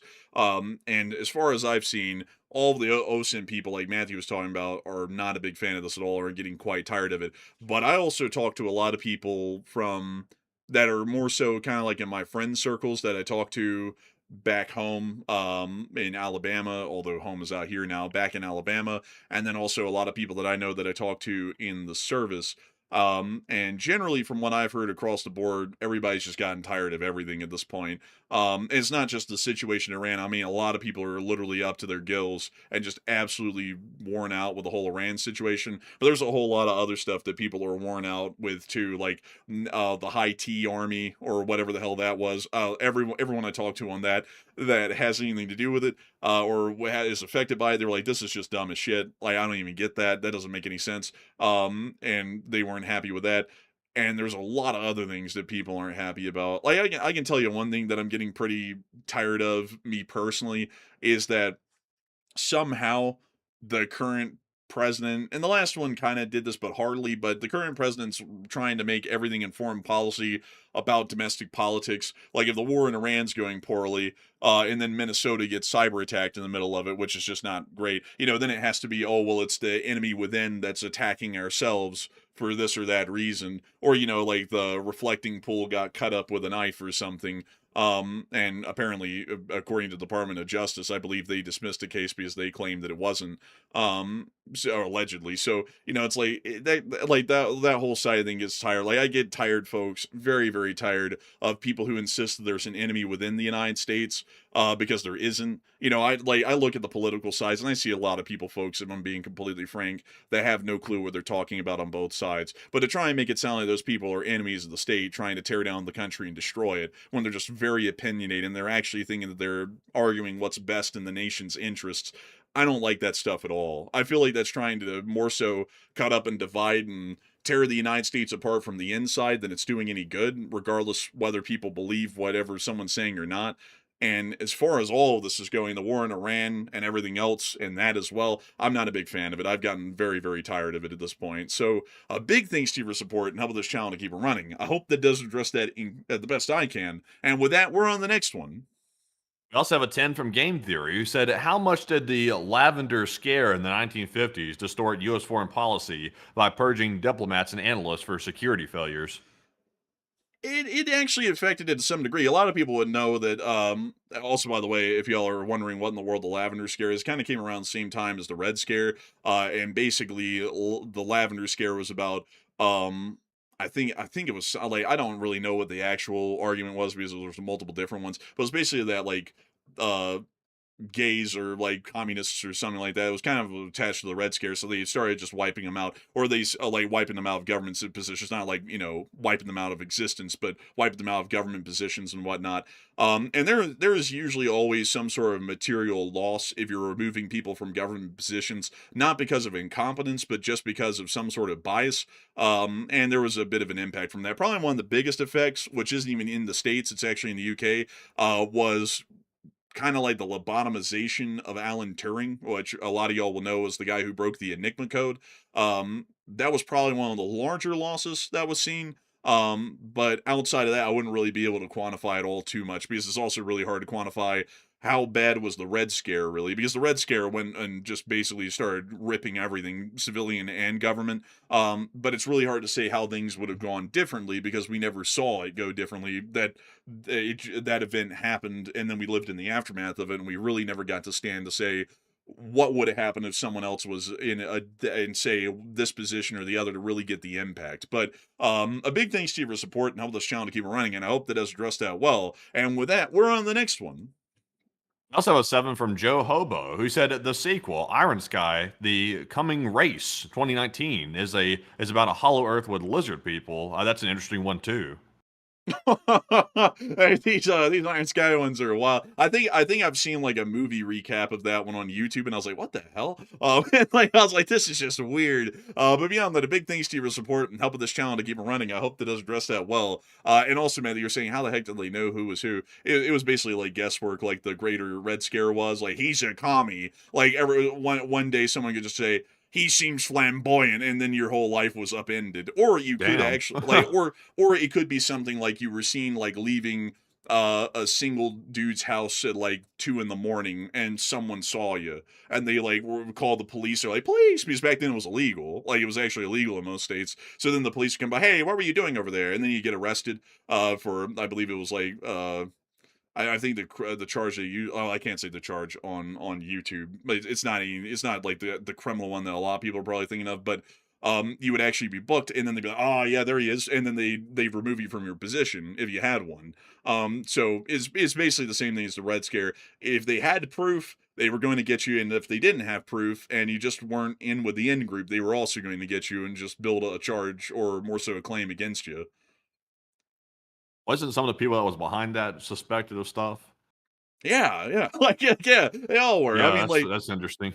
you know, like McCarthy, who was in charge of the Red Scare, which is the more famously known one of them all at that time. And Gray Melkins actually said what the charge would be back then. That was the charge they'd always get if they were like actually suspected of it, you know, and they book them and they give them that charge and go through the whole process, and then they get their positions removed in the midst of that. But during the Red Scare, I mean, McCarthy was certainly not, you know, just a perfect rose without any blemishes. I mean, he was very questionable in many different ways, and then went on to go, I have this list of communists here I'm not going to give the name of, and we're just going to go through and start clearing house. And he didn't have any real name of communists. He would get some people who were public communists at the beginning, So that way it would give his campaign legitimacy. But then once he got the legitimate communists, like Trumbo, who was working in Hollywood as a screenwriter, and he was an open Communist Party member and proud of it, then he went on to people that were just his political enemies or spoke against him. And anyone who would speak against him or was a political enemy, he would go, I have new names on the list, or I have new names that we need to get to on the list, and it's so-and-so. And it was just nobody that was even involved in communism. It was just people who were his enemies. Yeah, that's why you can't do stuff like this. It's never really about the target. It's more about some ulterior motive almost all the time. Yeah, it's an ulterior motive of control. Because if I tell y'all folks, it's like there is an enemy within that's trying to destroy the country. And let's just say for the sake of the conversation, it's brunettes. Like anyone with brown hair. The enemy of this country are people with brown hair. They're all working in a great conspiracy to try and tear down the country and destroy it. And I eventually get y'all worked up to where y'all hate them enough. I might go after a couple of brunettes originally, or brown-haired people that actually are working against the United States to give my campaign a little bit of legitimacy. But once I build up y'all's trust in that kind of a position where I'm basically hijacking this thing for my own aims, then I just start going after people in like the McCarthyism scenario that are going against me. So if one of y'all call me out and go, hey, I don't really like how he's just targeting these people just because they have brown hair, then you're on the list. Oh, this person is also a brunette that's trying to rip apart the country. Another enemy from within. That's how it works. That's why I don't hop on campaigns like that. Usually they're just campaigns for people to use them against their political rivals. But anyways, with that, we are on to the next one. Also, 5 from Zany Co. He's at Enforcer Matt 1911 Syndicate video titled Weapons of the Middle East. The 20-minute mark shows Kurds training similar to Special Forces. And also, we would like to show that, but sadly for copyright reasons, we can't on the stream. But we will check it out off the air, though. But Enforcer, what say you? I gotta say, huge thanks to you for support and helping this channel to keep it running. And I wish we could look at that, but sadly we probably wouldn't be able to because of the copyrights. But a huge thanks to you for support and helping this channel to keep on running. And with that, we're on the next one. We also have an $8 support from Game Theory, who said, what about today? The new Red Scare or something called different, the T-Scare? They're bringing back the Red Scare. Yeah, they're trying. They're bringing it back. It's really stupid too. It's like the communism is not even a real threat anymore. It's like that's been over with for a long time. I mean, that died off ages ago. The whole threat of communism. I mean, today Russia, which was the USSR, which was communist, like that ended a long time ago. It's like now it's just about look, we need to find some boogeyman. It may or may not make sense, but we're gonna like name a boogeyman. It's like it just doesn't make any sense.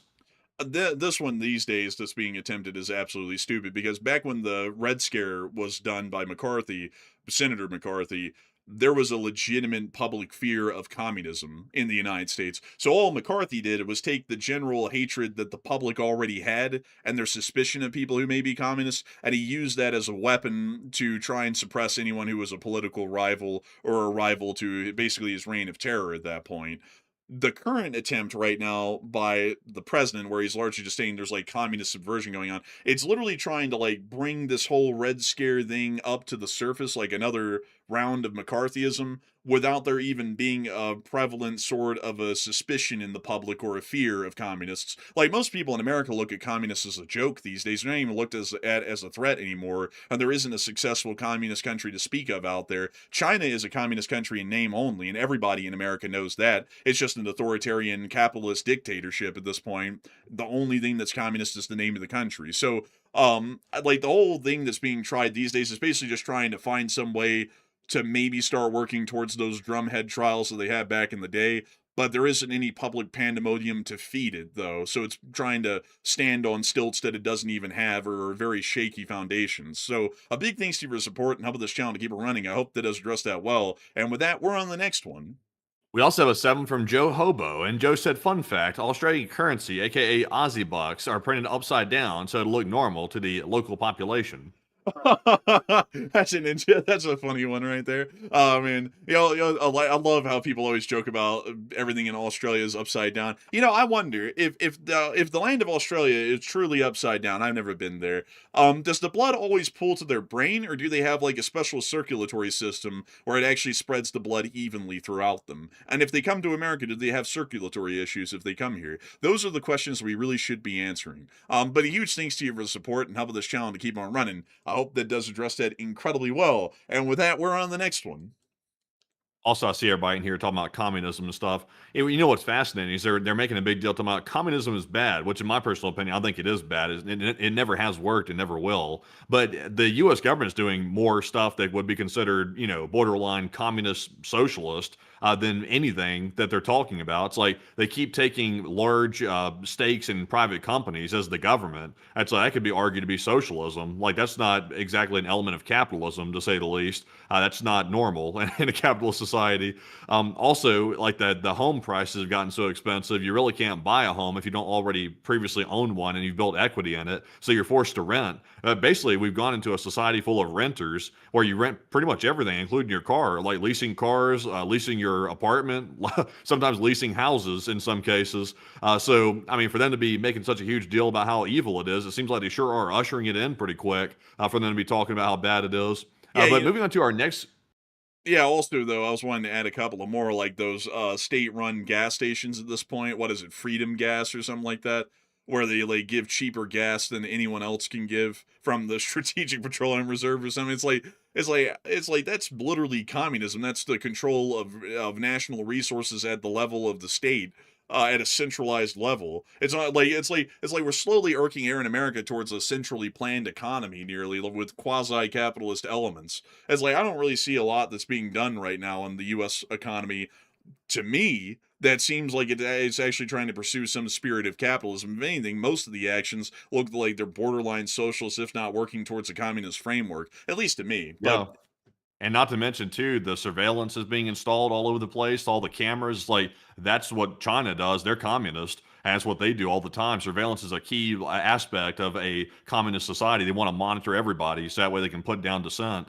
Also, not to mention all the other crap that's going on too. Like, for example, oligarchs in the country. We basically have oligarchs now to a large degree that are running things. It's like, that I guess we'll just ignore all that structural stuff that's starting to happen that most people don't want. We'll ignore all that and we'll start making the boogeyman look over there. It's communism over there. It's like, well, hell, it's like you're talking about communism. It's like, what? Look back in the mirror. yeah, I mean, really, it's like, oh, communist this, communist this. It's like, well, how about those state-run gas stations? Like, maybe we should stop those. And maybe we should stop all the other things that are trying to create, like, some sort of a state alternative where things are cheaper, because that seems to be kind of destroying the spirit of competition if the state's just providing everything at a flat-based rate. But anyways, with that, we're on the next one. We also have a 5 from Uncovered Cube, who said, wanted to shout out my son on his 13th birthday. And also shout out to Uncovered Cube's son, Hey! by the way. Hope he's having a good birthday. He said he got to see the air-powered history tour today, and he gets to do a discovery flight soon in LSA. Oh, wow, that's really cool. And a big shout out to your son. A happy birthday to him, 13th birthday. I don't even really remember my 13th birthday or anything about it. Honestly, our birthdays were usually fairly mild when we were growing up. We would literally just get a cake and a card, and it would be like a 20-minute thing, and then it would be, well, that's over. And that would literally be all we get for a birthday. So honestly, I don't really remember most of my birthdays, but I do have to say that sounds like an absolutely amazing birthday. I wish I had one like that. Like that would have been great. And also, you're a teenager now. It's a great time to be a teenager. You got all kinds of things to do. You can play video games. You can play video games, or you can play video games, or you can go outside. And then get harassed by Karen. What are you doing out here? But beyond that, though, a humongous shout out to you, and a big thanks to you for support Uncovered Cube, and a happy birthday to your son. I hope that he has had an absolutely fantastic one, and I hope that his days only get better. And so a big thanks to you so much once again. I hope that has addressed that well. And with that, we're on the next one. And our next one here goes to Ben20 Sniper, who puts in the 5. He said, by the way, I like trains also. He said, I have a N-gauge scale set, which is very relaxing to fool around with. And your custom job on that freight wagon was cool too. Freight wagon? Ben, where are you from? Let me go look at the super chat. Where are you from? Because if you're an American and you just call it a freight wagon, that's the first time I ever heard. Yeah, well, you're from Australia. That's why you called it a freight wagon. I was wondering because here in America they're called cars, like rail cars and whatnot. And I was like, well, freight wagon. I was like, that sounds almost European. It sounds like a German or a British sort of a designation for a rail car. Really cool though. And I'd have to say, really need to know that you also model an N scale. I've thought about N scale a little bit, but I like the detail that you can get on the engines and rail cars at HO scale. At least that's the reason why I picked HO. But in scale is really cool because you can do way more, like in terms of like a track layout, because the scale is so much smaller. So you can generally model a lot more distance and length in a smaller area because the scale is that much smaller. But beyond that, though, I have to say, huge thanks to you for support and helping this channel to keep earning. And you made me curious. Now, I wonder what Australian model railroading looks like. I bet it's actually really neat looking. And I bet the layouts have to be wild, with the Australian landscape being how it is. I'm going to have to look that up after the show. I'm actually quite interested in that. But a huge thanks to you for your support and helping this channel to keep it running. And I hope that does address that well. And with that, by the way, you know what? Before we move on, Ben 20 Sniper, just to add something, this isn't anything that's in either of our category, but it is really cool. I actually saw that there's apparently these live Steam engines. Let's see, these little ones. Let me see if I can find them here. Oh yeah, like these. I think this one. Yeah, here. Let me go find these here.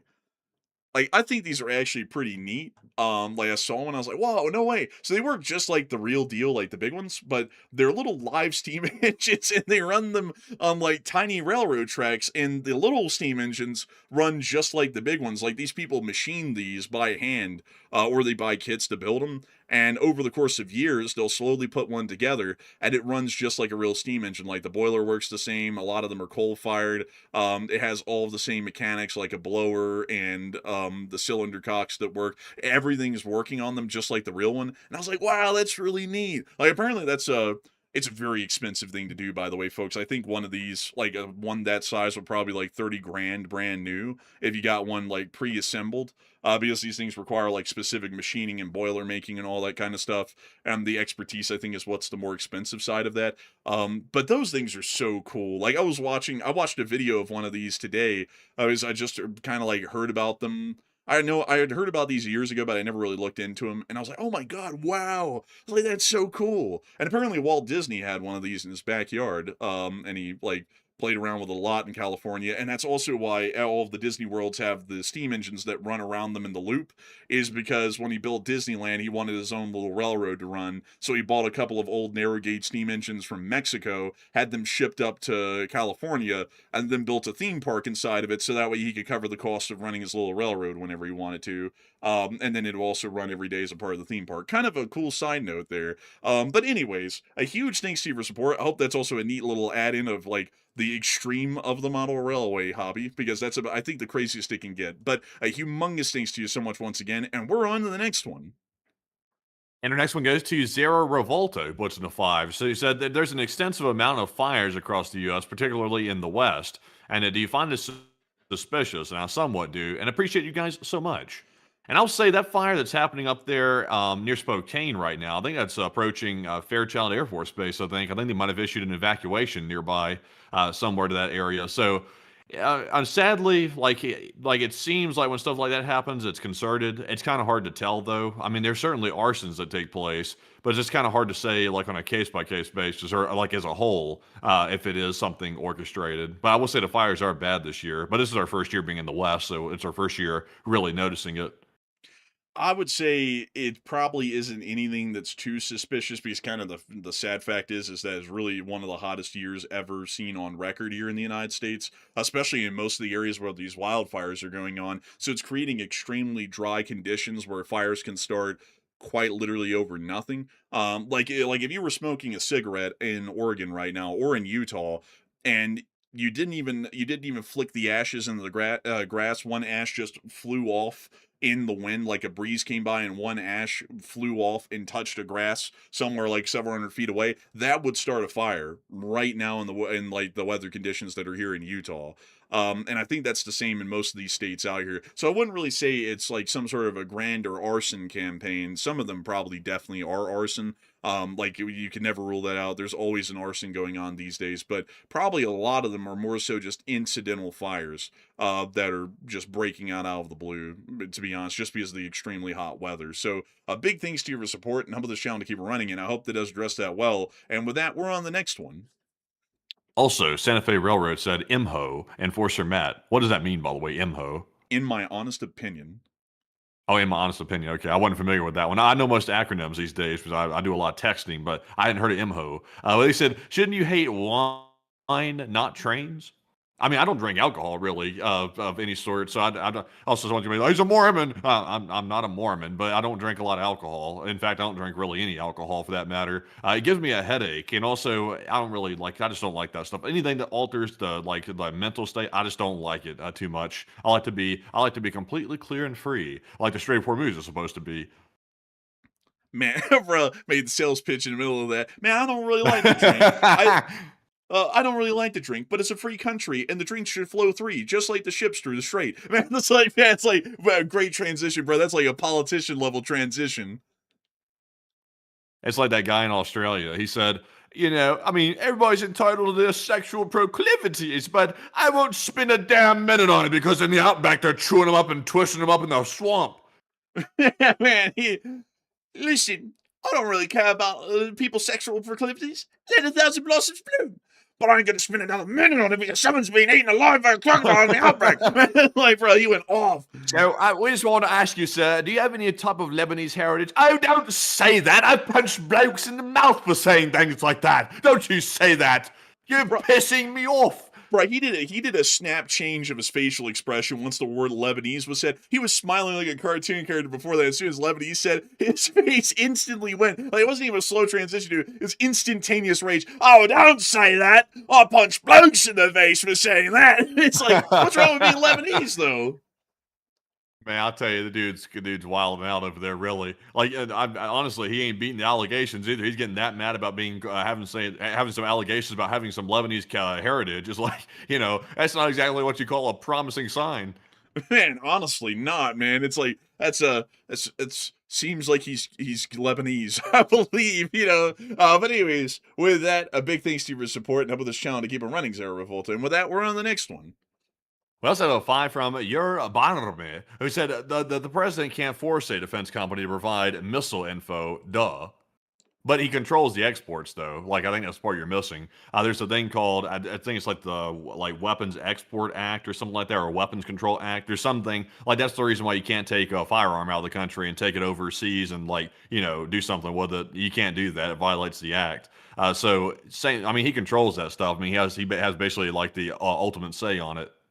Yeah, and also a company can't be like, no, I'm not doing that. Screw you, because then there's a whole bunch of fallout that can happen from that. Like, okay, supply chain risk. Like, they already showed that they would do that to an AI company, so they could do that to any defense manufacturer. And so defense manufacturers always want to be as kind to the government, polite to the government as they can be. So the president says, give them licensing rights. Oh, of course we will. Of course. And then they give it to them because they don't want any problems. And on top of that, the Ukrainians will be paying that company licensing fees to build the missiles. So every time the Ukrainians build a missile, that company gets a little bit of money in return just for the fact that the Ukrainians built that type of missile. So it would be in their interest to do that, considering that they can't produce them and Ukraine could, and they would get royalties off of that. Why would they say no? And so a big thanks to you for support and help this channel to keep it running. And with that, we're on the next one. We also have a five from RCH Technologies once again. It said, it's getting better. I'm doing physical therapy and the model railroading is helping. Even though I'm not chatting every night, I'm here listening. Oh, nice. I'm happy to know that. We're happy to know that. And I gotta say, hopefully the physical therapy will get that arm back and running in perfect shape, right as rain, like it was before. And also, model railroading is so enjoyable. It's wonderful, really. I got to get back to doing some graffiti on my model rail cars, and I'm trying to also design the first part of the layout, because after I did the graffiti, I was like, oh, this isn't that hard, really. I was like, I can actually do that. I was like, well, it probably wouldn't be hard to do the model railroad either. I bet I could probably start slapping one together. So I'm trying to do my first part of it, which is going to be kind of like a standalone island that can connect to a larger layout, and I'm going to build it in Fremo modules of 6 feet long each, so that way when I move, if I ever do, I can have that thing taken apart, loaded up somewhere, and then transport it to wherever I'm going, so that way I don't have to end up destroying the whole thing. But a huge thanks to you for support. Also, I see Santa Fe Railroad LSA said, in my humble opinion, I thought you were feeling sick during the train trip because of the wine you drank. Sorry, my mistake. And that was part of it. Like, that started the downward spiral on the train when I took that train trip, was that free wine that they, like, tried to coax me. That really didn't do me right. That was the start of the misadventure on that train trip right there, which was a massive mistake, as I later found out. And then the train trip from that point forward became like a living hell. Basically, it was like being in Guantanamo. Man, I think if you hadn't drank that, you would have been fine. Man, I felt like I was in Guantanamo. I felt like they were like doing the whole 9 yards on me at that point. Like I was just like, I wouldn't have been giving up the secrets even then, but I mean, I would have been really struggling. Man, honestly, man, I would have been struggling myself, man. But I drank that rum and coke, and I went to sleep, and I was fine. Woke up the next day, I was good. But with that, we're on the next one. We also have a find from Ulf Hednar once again. He said, hopefully this isn't too political. But let's see here. Oh, sadly, we can't touch with the 10-foot pole of Hednar. This one gets way too political, sadly. But we do appreciate the support very, very much. And we also have a find from Game Theory. He said, did you see the news about the administration proposing 15% ownership in the train merger? What? Hold up. Allegedly, allegedly. Oh, there you go. You finally got it. there you go. Let's see. Let me Also, type by the in. way, everybody's saying, Matt, you could have said no thanks. Some people are saying you drank it because it was free, Matt, because you're a cheapskate. Honestly, that's why. Actually, that's exactly why I drink it. Actually, Quantum Fighter actually has it just right. It was free, so I was like, oh, it's free. I'm like, how can I turn that down? I look at it as like it's in the ticket price. So I'm like, I have to have it. I was like, oh yeah, I'll have that. Waiter, I'll take one of those. And that was a bad idea. Bad idea. I don't know if it was cheap stuff or what it was, but it was like, foul. The walk back to that room was the death march. So, to answer that question there, I can't find anything where it says the government wants 15%. I also don't know how in the world they would even argue that they're entitled to 15% of the value of the company after the merger. Because it's not like they're buying anything; they just be approving the merger via the Surface Transportation Board. And also, if the government was saying basically if to merge we take 15%. I mean, CSX, BNSF, and CPKC are going to be suing the shit out of the government because it's going like they're probably going to be arguing that that's some sort of clear like basically like quid pro quo like corruption, where if you give us something then we'll let you do something that no one else would really be allowed to do, and they probably start suing the US government. So I can't find anything that shows that they did that or even suggested that. And I would also say that if they tried to, that probably wouldn't go too well. The U.S. government would probably get sued. But with that, I hope that does address it the best I can. And a big thanks to you for support and help the channel to keep it running. And with that, we're on the next one. We also have a find from Epic Trains Canada, who said, why is it that when the Soviets took Berlin in World War II, they didn't rename it Berlingrad and Slav Ukraine? Oh, that's because they didn't Russify. Like that's why they turned it into East Germany, and so they just let East Germany keep the name Berlin. On the other hand, when Königsberg was depopulated and repopulated with Russians, they slapped the name Kaliningrad on it because then it was basically just a Russian city. But a huge thanks to you for support. I hope that has addressed that well. And with that, we're on the next one. We also have a 2 from Zanico, who said, make 545 affordable again.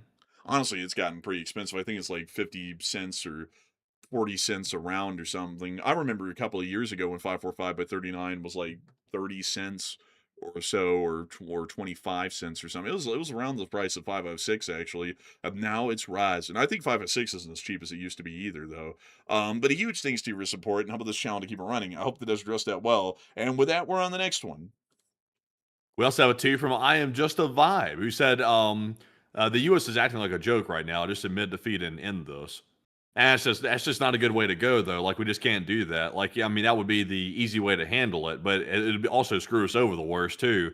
We've gotten too deep in it at this point. It's not the sunk cost fallacy. It's like we're legitimately stuck, like, for real. It's not just because, it's just like, let's continue it for the hell of it. We have to get that strait reopened. If that strait's not reopened, then Iran basically has our balls at this point. But Enforcer, what say you? They got our balls, and I want them back. So I mean, we Yeah, can't. and we don't can't want walk much away. Taba. I don't want him around that. I mean, think about it. Like you don't want that. I mean, that's there's nothing wrong with it, but I just don't want that. I kind of want our balls back, and so we got to reopen the strait. Otherwise, we're going to run into endless crises throughout the rest of this nation's history, and folks like you and me will go broke and will be very poor and very hungry and very sad. and the Iranians will be laughing at us the entire time that they're able to inflict that kind of suffering. So we're really kind of stuck there, and we got to keep this thing going until we win. So they just got to get in the mindset that we have to win no matter what, and there's no stopping, there's no chit-chatting, and we just got to do what we got to do. So I hope that has addressed it the best I can, and with that, we're on the next one. We also have a 2 from Plazath, and thank you, Plazath, for that $2 support as always. We also have a 1 from Bobo Vasquez, and thank you both for that support right there, and we do appreciate that very much, as always. And also, someone got offended about talking about the dude from Australia over there going crazy. Oh, oh boy. But anyways, our next one goes to Zany Coat, once again, who puts in a 2. He said, Kurds trained like U.S. Special Forces. Impressive. And I would have to say, a big thanks to your support and helping this channel to keep on running. And I would have to say, not quite. Like, maybe they showed that they were training like that, but I haven't really ever seen them perform like that, because if the Kurds were trained to the level of special forces, the ones in Syria probably would have been able to hold off against Jelani's dudes, which were literally just like guys in rags with AKs, and they didn't really seem to do that well against the guys in rags with AKs. So that's kind of my thing. But a big thanks to your support and help the channel to keep it running. And with that, we're on the next one. We also have a 10 from Airted, who said, This is my pure spec, but the cell phone SOS outage was also on the 27th, so my spec is either the water systems were using those same systems, or it was another attack and not being told about. Now, and I will say this, that was a very suspicious thing, is the cell networks across the country had a pretty bad outage the other day, and I think that's what you're referring to right there. But it cannot be connected to the water situation. Completely different systems. The water situation was logic controllers at the water facilities themselves that were connected via, I believe, Ethernet. So they weren't connected to the cell network. They were connected to Ethernet.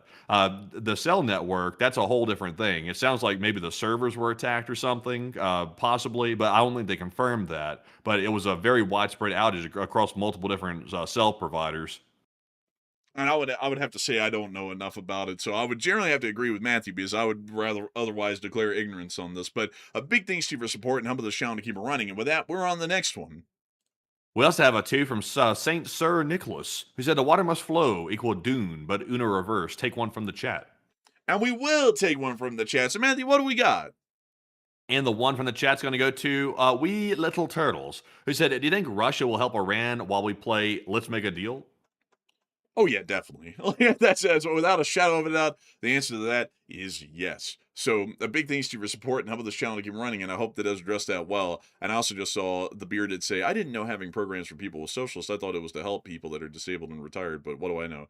Well, I'm not, so we didn't say that. I think you're kind of just taking our words out of context to have an issue with it. What we're saying is that the U.S. taking like the U.S. government taking like 10% in intel, and also doing other things like opening up state-run gas stations, or federally run gas stations that sell the gas at like a set rate.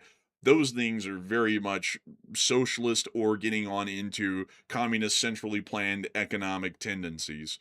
There was literally nothing brought up about social welfare programs meant for the good of the nation and the citizenry.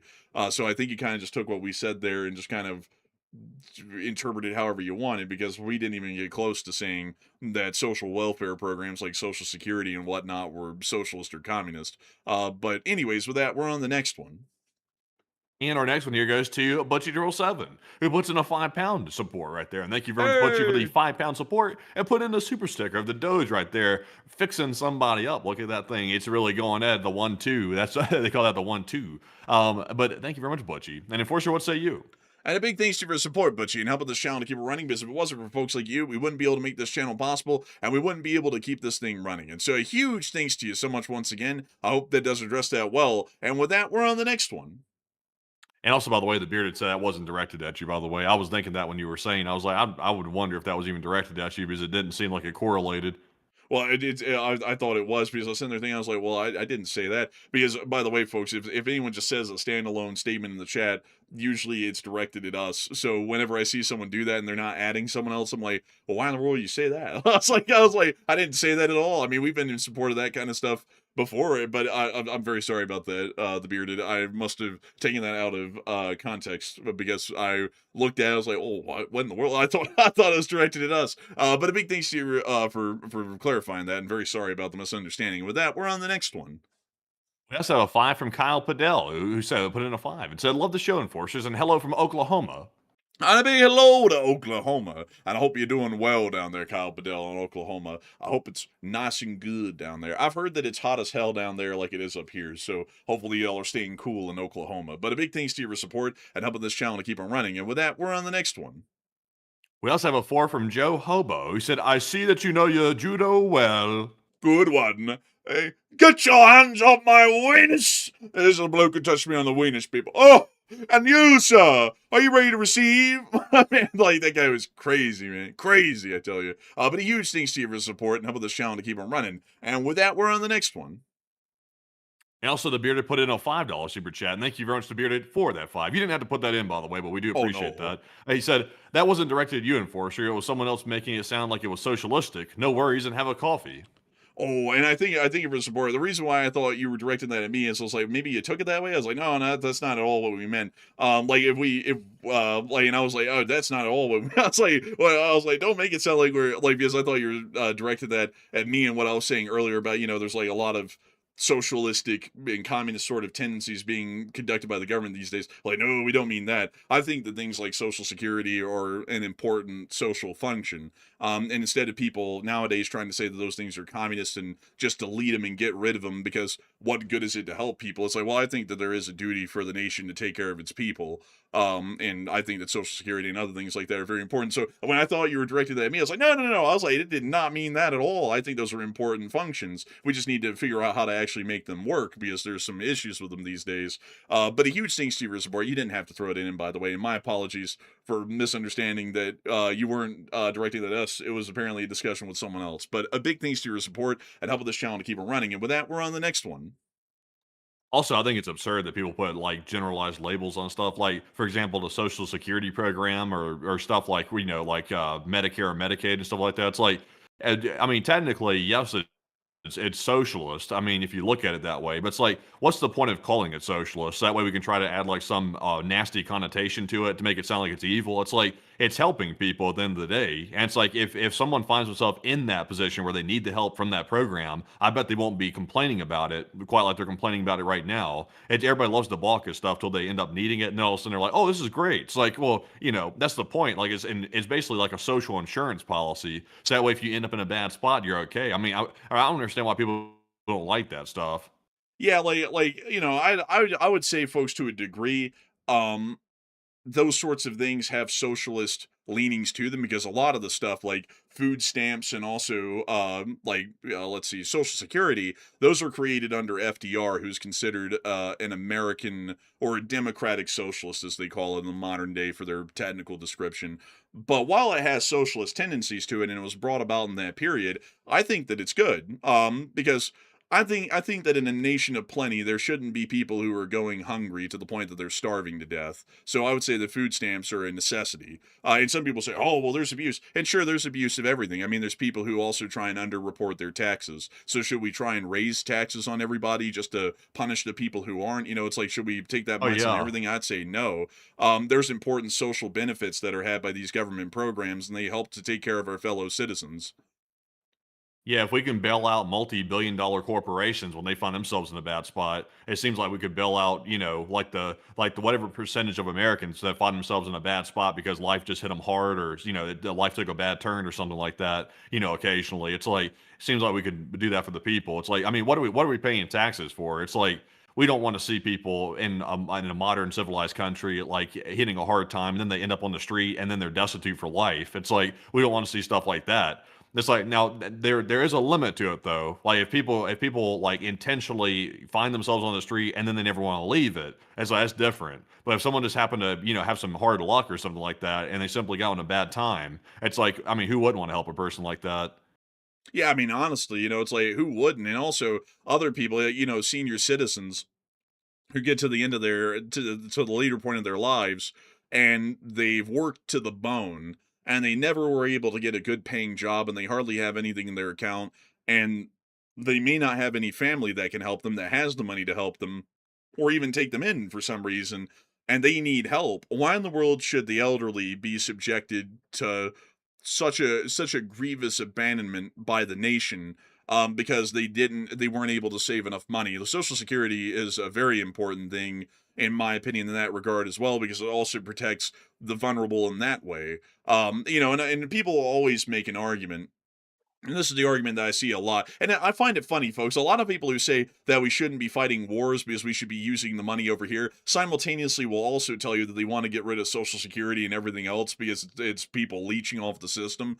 But it's like, should we allow for innocent children to starve to death in this country because one person might be abusing the system for every 100 that are actually using it properly? It's like, what kind of an injustice is that, to punish the whole for the bad doings of a few? Like, we find out that those people, like, their people are abusing the food stamp system or somehow are abusing the Social Security system.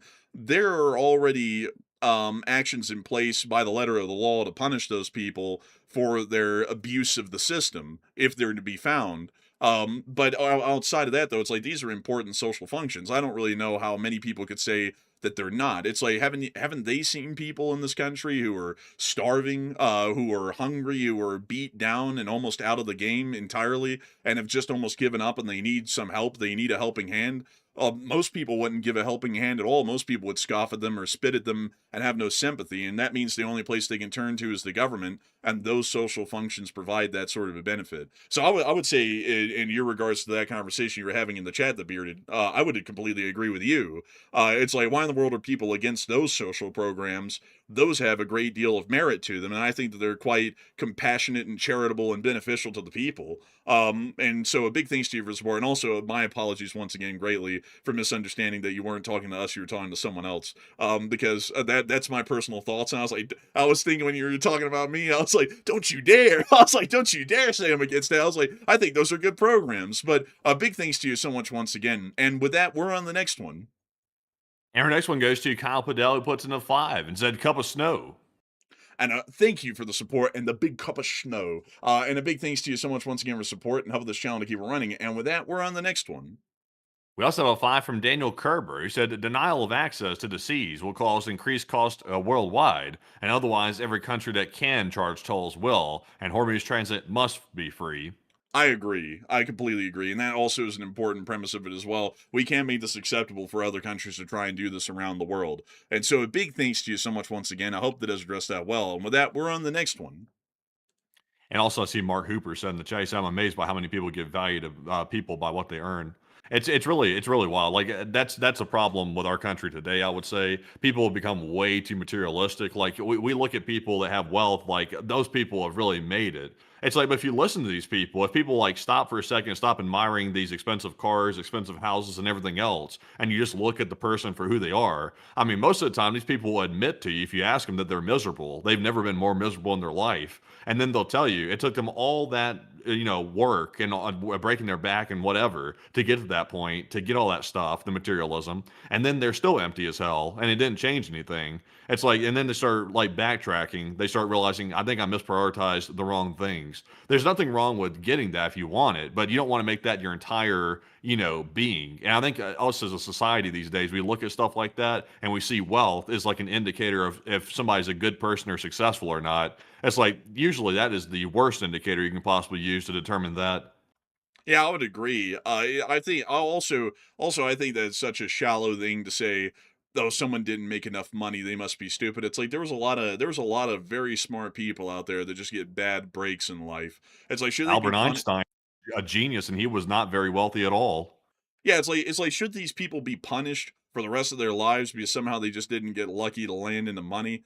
Because a lot of folks of landing in the money, it's just kind of being in the right place at the right time and being lucky.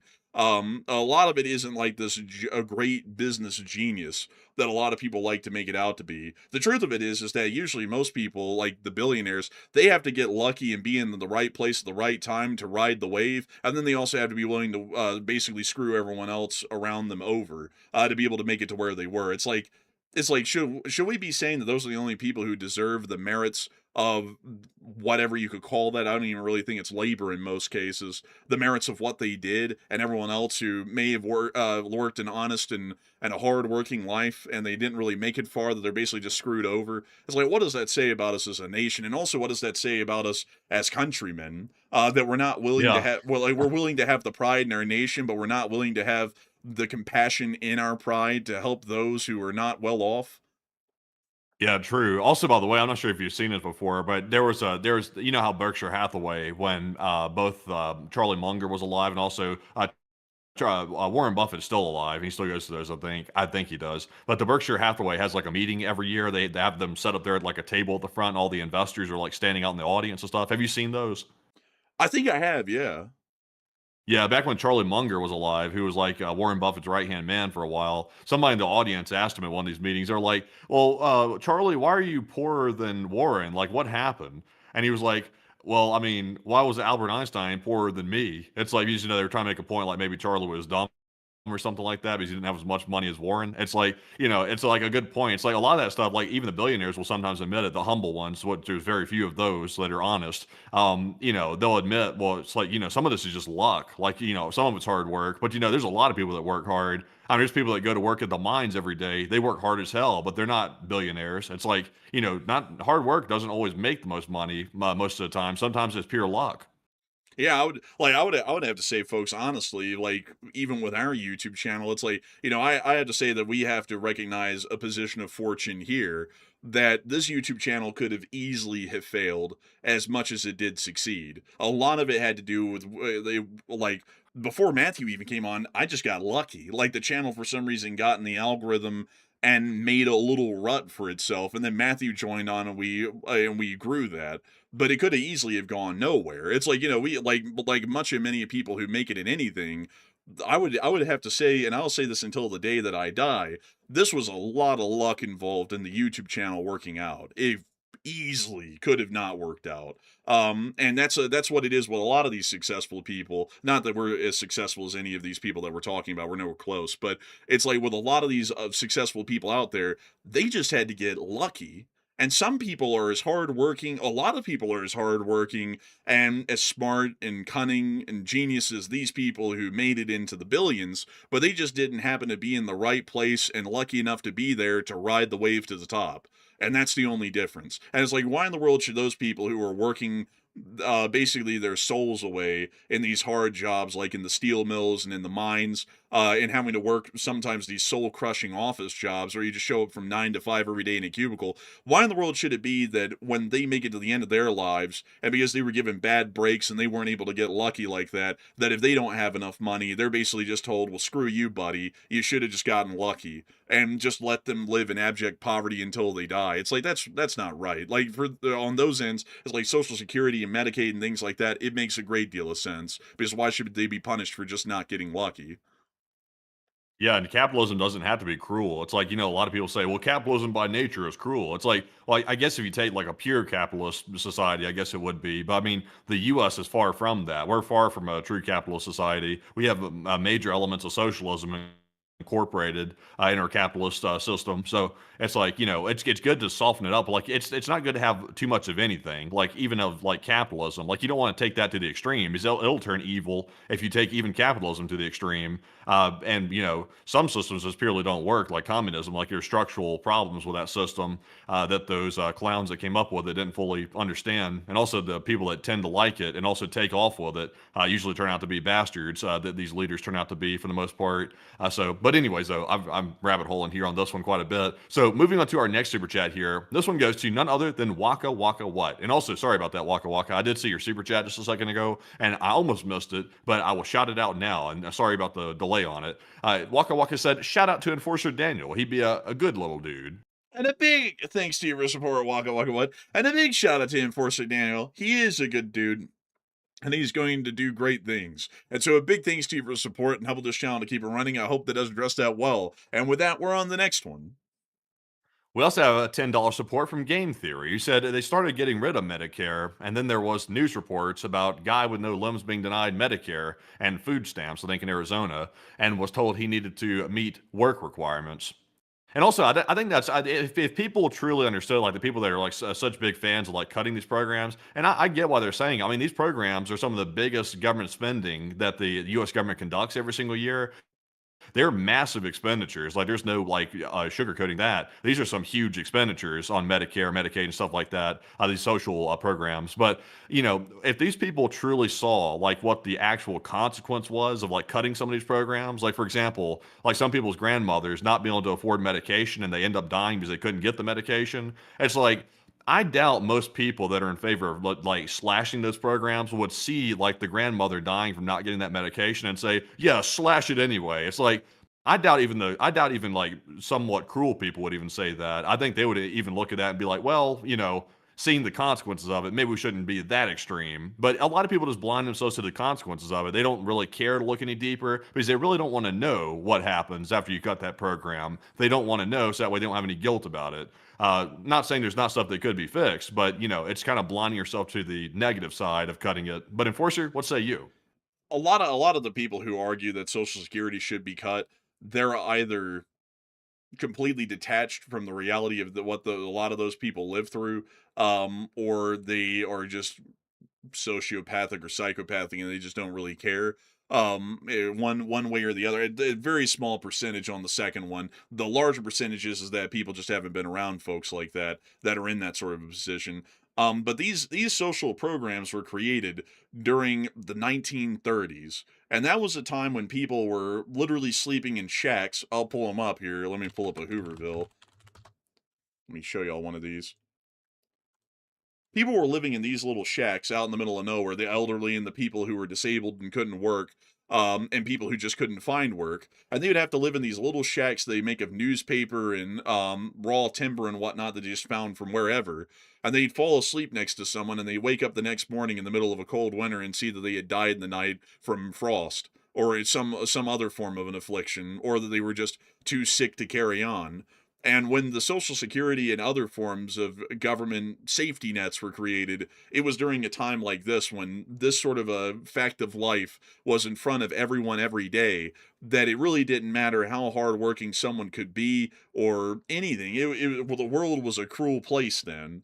And people wanted to try and redress these grievances of the cruelness of the world, and they came forward with these kinds of grand social programs that we have that have made this thing largely unheard of. If someone is generally out in a tent on the street somewhere, it's a lot rarer than it used to be back then. And also there's usually something else possibly going on, or the system has failed them, which does happen even still. But it's a lot better these days than it was back then. And that is a very important thing that I think a lot of people forget about, is that this program just didn't come out of anywhere to say, let's just throw money at people. It came around because that was what it was trying to address as a problem, which still could easily become a problem again today if we try and strip away these programs and let the economy and the nation return to what it once was.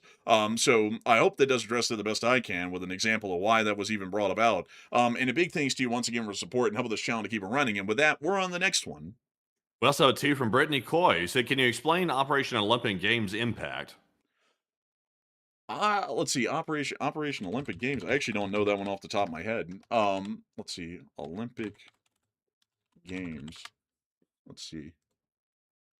Actually, this is apparently a sabotage campaign directed at Iranian nuclear facilities. I think this was the one that involved Stuxnet. Yeah, it actually is. I wouldn't know an extreme deal about it. Cyber warfare isn't really my thing. So sadly, I wouldn't be able to tell you a great deal about it. It was quite successful in destroying a large number of their centrifuges. That I can say at a minimum, but outside that, I don't really know the details all too well. But a huge thanks to How you they for inject it into the How did they inject it into the network? Did they physically like attach like a USB or something like that to their systems by infiltrating like physically, or did they? I don't think they could remotely do it because the problem is it was a closed network that they were trying to get access to, if I'm not mistaken. I think it was something like the CIA saw that they ordered a printer, and they said like they were ordering printers or something for their office, and so they set up a shell company that they bought a printer from, and they loaded a virus onto the printer, which was Stuxnet, and then they shipped the printer to Iran, and once they plugged it up to the rest of their closed system, the Stuxnet virus started to spread through it. I think that's the story I remember, but that might not be right. Yeah, I think it was a physical way like that. I can't remember it. It's Cody Fritz saying it was printers. I thought it had something to do with the printer. I thought in my head I was thinking someone like he got in there and infiltrated the facility and they plugged in like a bad USB to the printer and installed some malware on it or something, and then it spread throughout the network. But Stuxnet was a rough one. I mean, that thing spread everywhere. I think it ended up spreading globally. I think like it's in a lot of systems even to this day is laying dormant in systems around the world. I think it worked way better than it should have. Like that system, that worm really got around the world. No big booty. But this one goes to Joe Hobo, puts into 7. He said, "The more I drink, the more I donate." And gentlemen, this is Democracy Manifest. And a big thanks to your support once again, Joe Hobo. And this is Democracy Manifest. And with that, we're on to the next one. We also have a 2 from Game Theory once again. He said, "Remote viewing, aka Art Bell." Interesting. I don't know what that means, Game Theory, but I do thank you for support and help with this channel to keep it running. And with that, we are on to the next one. We also have a 2 from Barbecue Fish, who said, "Will we take Karg Island?"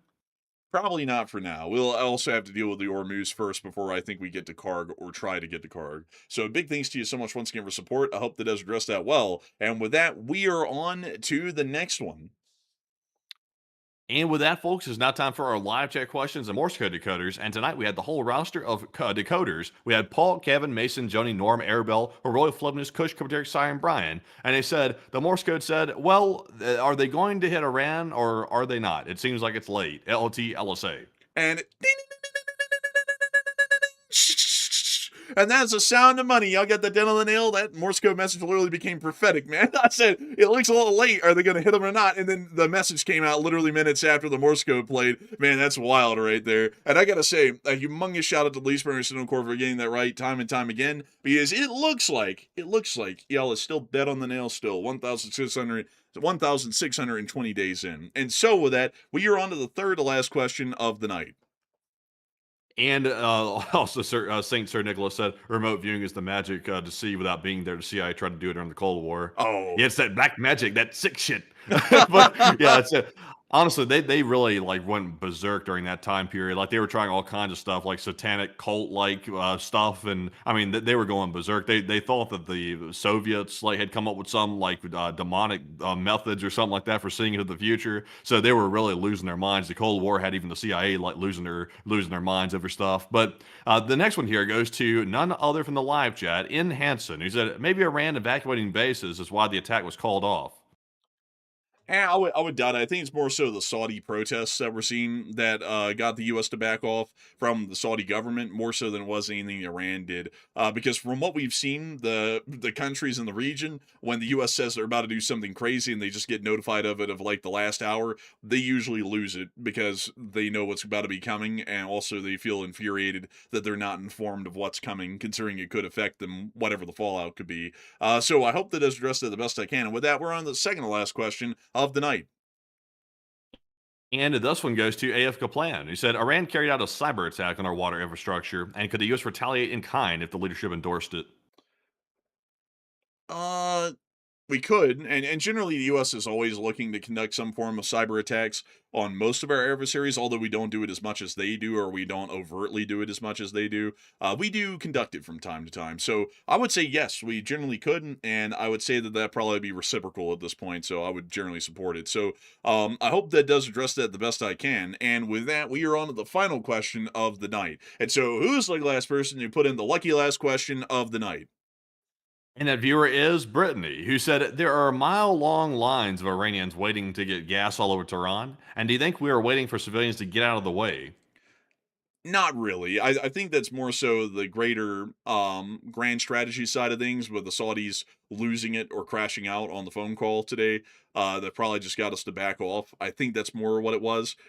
Because generally civilians getting out of the way isn't too much of a concern of ours, because most of the targets that we're hitting, there isn't really going to be any civilians around them. It's going to be, at least from what we were hearing, it was most likely going to be power plants, or it was just going to be more military forces at military facilities. So I hope that does address it the best I can. And with that, folks, we have reached the end of tonight's stream. And I got to say, folks, that we're entirely honored and greatly appreciative for all of y'all enjoying this stream tonight. It's been an absolute honor to know that 18.3 thousand of y'all were here. That's a lot of people. And 135,000 people have watched this stream before it ended. I have to thank you all so much once again for watching. If y'all have enjoyed, please make sure to like, comment, and subscribe. And hit that like button and subscribe if you would like to. And we will see you all tomorrow at 10 p.m. Eastern Time for the next 24 hours of news from around the world. And if there is a short video, Enforcer Matt will be the one making it. And tomorrow is also our Sunday night fundraiser. So make sure to be here if you want to support most likely what's going to be a Ukrainian nonprofit and help out the folks in Ukraine. And so with that,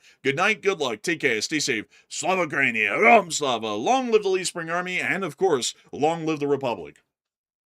And with that, folks, we will see you all tomorrow night on our Sunday night fundraiser stream. We hope to see you all then at 10 p.m. Eastern. And a big shout out to the over 135,000 people that were here by the end of the stream. And we appreciate you all once again for being here on another night of the news. And maybe there's a short video out tomorrow. We'll have to see. We'll have to see if there's big news to cover on the video. But in the meantime, though, thank you all once again. And of course, Slava Ukraine, Hiram Slava. Get some rest and good night.